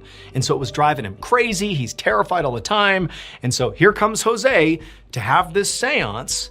And what happens in the middle of this seance when Jose basically goes into this weird, seizure/possession is after he went into the state and he's kind of rigid for a second, his eyes are back in his head, he suddenly sits up and he looks right at Ivan and he says in that shrill, womanly voice, "You killed me and you're going to die the same way." And then he snapped out of the trance, doesn't remember any of it. But Ivan, he took this as like confirmation that she was after him. This ghost was targeting him and he was so scared, he literally just ran away. But ultimately, the ghost, persisted in his life. He lost his mind and ultimately took his life in the hotel room. And so Ivan's mother is like adamantly telling the police, you gotta talk to Jose because he told my son, you killed me and you're gonna die the same way. And it sent him off running and now he's dead. And so the police, they're like, okay, I don't believe any of this. I don't believe that this seance was actually supernatural. I don't know what's going on here, but none of this makes any sense. However, Ivan's mother was so persistent that they would finally go and talk to Jose. And when police spoke to Jose and they asked him about the seance, he was like, oh my goodness, yeah, I did this seance. I don't believe in any of this stuff. And I don't know what happened. I think I had like a seizure or something. I don't even know what I was saying. I don't remember any of it. All I know is that, during the time that presumably I was possessed, I was just seeing these weird visions. That's really all I remember. And so the police asked him, like, well, what visions did you see? Humor us. And so Jose, he began to think about what he saw. He actually remembered really specifically a few images that stood out to him the most. And he said, I saw this torn bed sheet that was being manipulated with these dirty hands. I saw a silver sliver, like a knife or something. And I saw a cup of hot chocolate kind of rattling on a table. But to be honest, I just think I was having a medical emergency. I don't really know what it was. And I came to, and Ivan's mom's convinced I was possessed by this woman. I have no idea what's going on. I gotta be honest, I don't have any memory of speaking to Ivan. I have no idea what happened here. Now, Jose really didn't think anything he was saying was particularly important. He thought what he was saying was kind of nonsensical, and the police would certainly not follow up on any of this. But the police, after he said, what he saw in his mind's eye, they said, tell us again what you saw, in this blackout you had. And so again, Jose went over it, talking about the bed sheet, the silver knife or whatever he saw, and the hot chocolate. And the police were astonished because it would turn out Elsie Litt, who had been murdered 9 months earlier, she had been strangled by a dirty bed sheet that had been wrapped around her neck. There had been a cup of hot chocolate on the bedside table where she was found, and she had been stabbed repeatedly with a silver knife. Those details were not public. Nobody knew those details, and Jose certainly had no reason to know those details, but here he is, potentially being possessed by the ghost of Elsie Litt, seeing images effectively of the crime scene. It was just too much. And so the police ultimately, based on the hallucinations that Jose had during the seance, did some digging into Ivan to see if maybe there's a reason Ivan's being targeted by this ghost. And it would turn out Ivan was the killer. He murdered Elsie Litt. And apparently her ghost came back to serve him justice. Police would officially close the Elsie murder investigation and would name Ivan as her killer. As for Jose, he could never explain what actually happened during that seance. But because of his experience, he never dabbled in the spirit world again.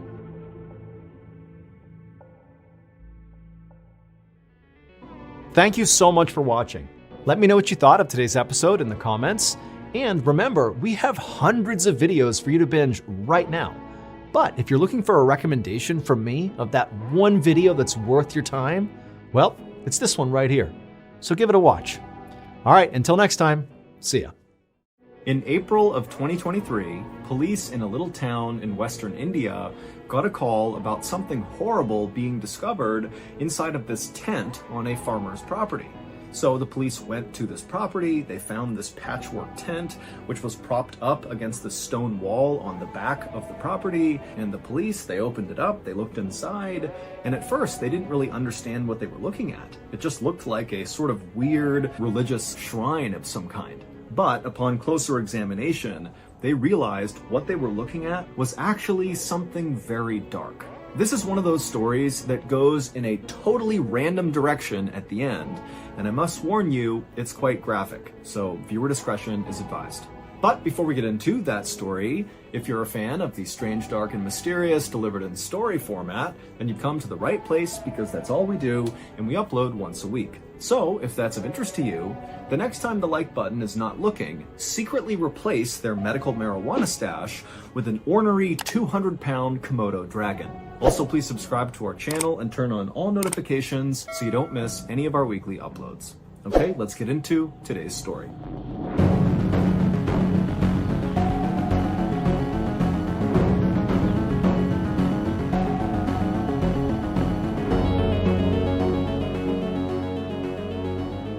On the evening of April 15th, 2023, a mother and father named Hansa and Himu Makwana stood on the front doorstep of a little shack in a little village in western India called Vinchia.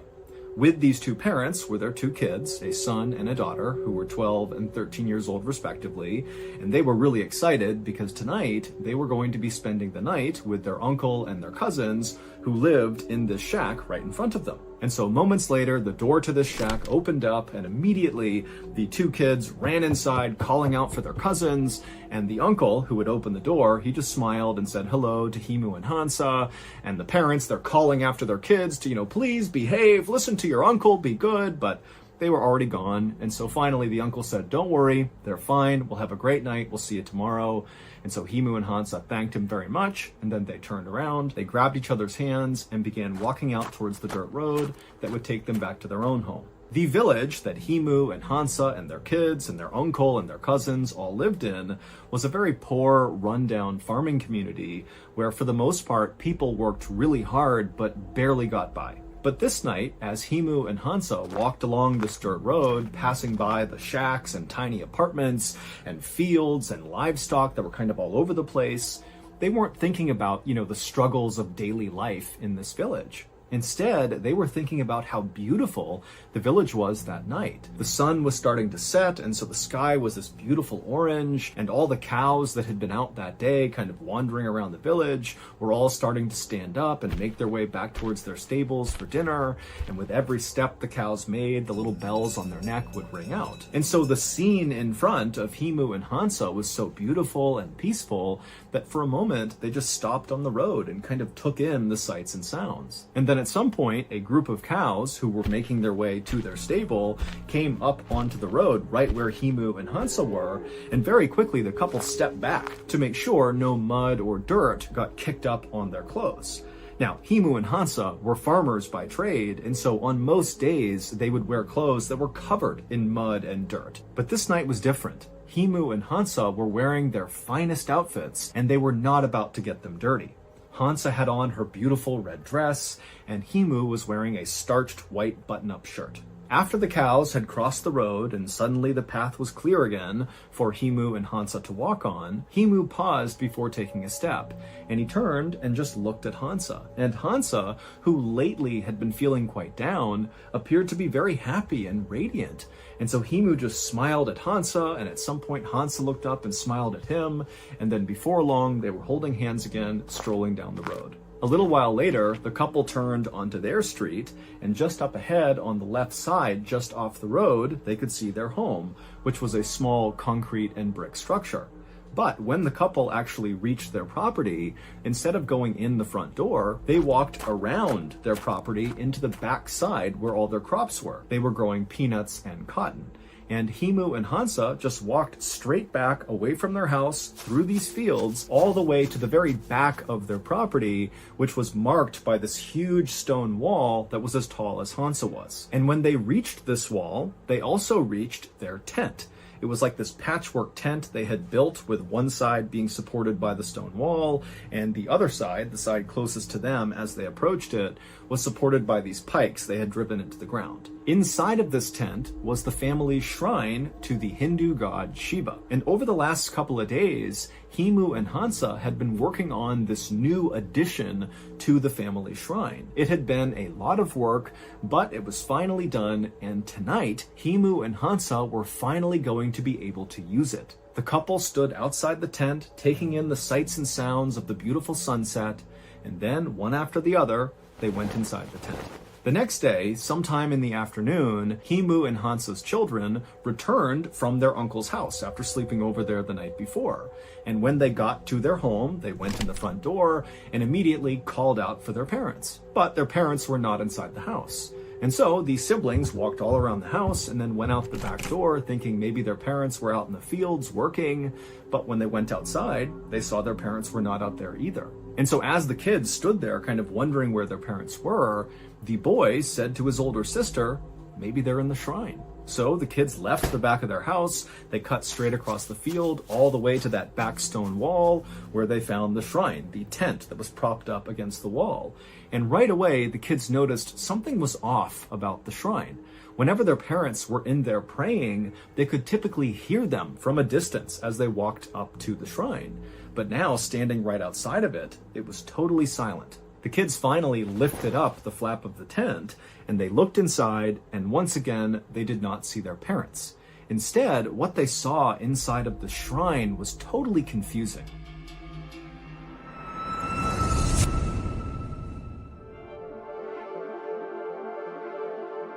Once the news headlines fade about whatever terrible thing happened to them, the victims of violent crime and their families are often left to pick up the pieces of their shattered lives all on their own. This is why we started the MrBallen's Foundation. It is a registered 501c3 charity whose sole purpose is to help these forgotten people. However, we can't do it alone. Since last year, with your help, we were able to raise and give away to victims of violent crime and their families nearly $500,000. And this year alone, our studio, Ballen Studios, is going to donate $1 million. And to be clear, the MrBallen's Foundation does not make a profit. Zero. Meaning 100% of your donations to the foundation go to the cause. Not to overhead, not to salaries, nothing. It's just the cause. So if you're looking for a highly transparent, very active charity that is just trying to do the thing we say we do to support victims of violent crime and their families, then look no further than the MrBallen's Foundation. To make a donation, simply go to mrballen.foundation and click on Donate. Again, that's mrballen.foundation and click Donate.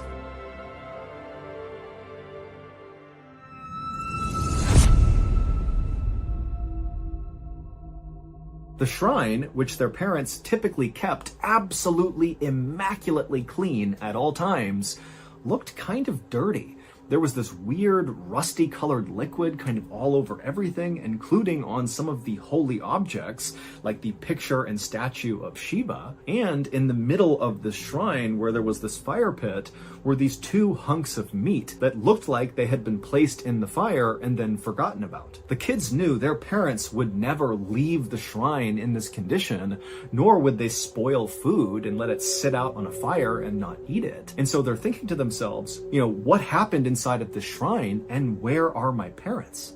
And then when they did one more look around the inside of the shrine, they noticed something that they had not when they first opened up the tent. And when they realized what it was, they screamed and took off running. This is the story behind what those children saw. The night before, when their parents, Himu and Hansa, stepped inside the tent, they looked around and surveyed the shrine. Right in the middle of the shrine on the ground was that fire pit, and then off to the right side of the fire pit was a small egg-shaped statue that was a statue of Shiva, and then next to the statue was a picture of Shiva. Shiva is a powerful figure in the Hindu religion. He is viewed as a god of both rebirth and of destruction, and when he is portrayed, like in the photo and in the statue that was inside of the shrine, his skin is smeared white with the ashes of corpses. He has crescent moons in his hair, and around his neck are snakes and skulls. And so Shiva is kind of viewed as both a loving, kind god and also one to be scared of. And so after the couple looked around at their shrine for a second, they got to work. Even though that night it was very hot and muggy outside, the first thing the couple did was get some firewood off to the side inside of this tent, put it in the fire pit, and start a fire. And then after the fire was built, Hansa began sprinkling orange flower petals all around the statue and picture of Shiva. And at the same time, Himu got out a piece of paper and began writing a note. And as he wrote, his hand shook with nervous anticipation of what they were going to do that night. And then after Himu finished writing this letter, he and Hansa dipped their thumbs in ink and pressed them to the bottom of this note, kind of like signing the note. And then after the note was complete, they folded it up and tucked it between the statue and the picture of Shiva. Then Himu and Hansa turned their attention to their newest addition to the shrine. The new addition basically just looked like a big door frame, but without a door in the middle of it. It was made out of scrap metal that Himu and Hansa had gathered around their village, and if you were standing in front of this structure, it would almost look like you were looking at a doorway into the fire pit. And also draped over the top of this rectangular frame was a white rope. And so Himu and Hansa moved over right in front of the structure as if they were going to walk through the frame into the fire. But instead of doing that, they knelt down right at the base of the structure, right in the dirt, and then they both, in unison, began to say a prayer out loud. And then after the prayer was done, Himu reached up and grabbed one end of this white rope, and he began pulling it until it was tight. And then he pulled it a little bit more and a little bit more until he had it right where he wanted it, and then he held the rope steady. And then Himu, still holding on to this rope, along with Hansa, very carefully got down onto their bellies, Himu being very cautious not to give any slack to the rope or pull it any farther. And then once they were in position on their bellies, all they would have heard was the crackling of the fire in front of them, and all they would have felt was their hearts beating in their chest. Now, very likely, Himu and Hansa were terrified at this point, but this was their moment. They had come too far, and they knew they had to finish this ritual. And so, with one last loving look at each other, the couple nodded, and then turned their attention back to the fire, and then Himu let go of the rope. The rusty-colored liquid that Himu and Hansa's children would discover inside of this shrine the next day was Himu and Hansa's blood. And the two hunks of meat that their children saw in the fire pit were their parents' decapitated heads. The children realized this was the case when they scanned around the tent one more time and noticed their parents' headless bodies lying side by side at the base of the structure. That was what, of course, caused the children to run outside and go find the police. This new addition to the shrine, the metallic structure, was a homemade guillotine. A guillotine is a device that kills people by cutting off their heads. The white rope that Himu had pulled on was connected on one side to a very heavy metal blade. And so when he was pulling the rope, he was pulling that blade up off the ground until it was positioned right above them. And then he held it steady. And then when he let go, the blade fell straight down, striking the backs of their necks, decapitating them instantly and sending their heads rolling forward into the fire, as designed. When the police arrived at the shrine, they would find that letter that Himu and Hansa had written and then signed with their thumb, tucked near the statue and the picture. And in this note, Himu and Hansa would not give a reason for why they did this, but they would say, "This was our choice, we wanted to do this, we just ask that our living family members take care of our children and our elderly parents." No one has been able to give a reason for why Himu and Hansa intentionally decapitated themselves and then let their heads burn in a fire. Their family has said there was no indication that the couple was going to commit suicide. I mean, they seemed happy. They were not financially well off, but they were not financially struggling either. It seemed like their life was good. And so basically, this whole thing came out of left field. As for the police, they believe that Himu and Hansa must have been performing some sort of black magic ritual where they believed if they lopped their heads off and allowed them to roll forward and burn in this fire, that somehow would bring them closer to perhaps Shiva or some other god or some other higher power. But as of today, no one knows. So that's going to do it. If you enjoyed today's story, remember we have hundreds more stories just like this one on our podcast, the MrBallen's podcast. And many of those stories on the podcast are exclusive, meaning you can only get them on the podcast. The podcast is available exclusively on Amazon Music.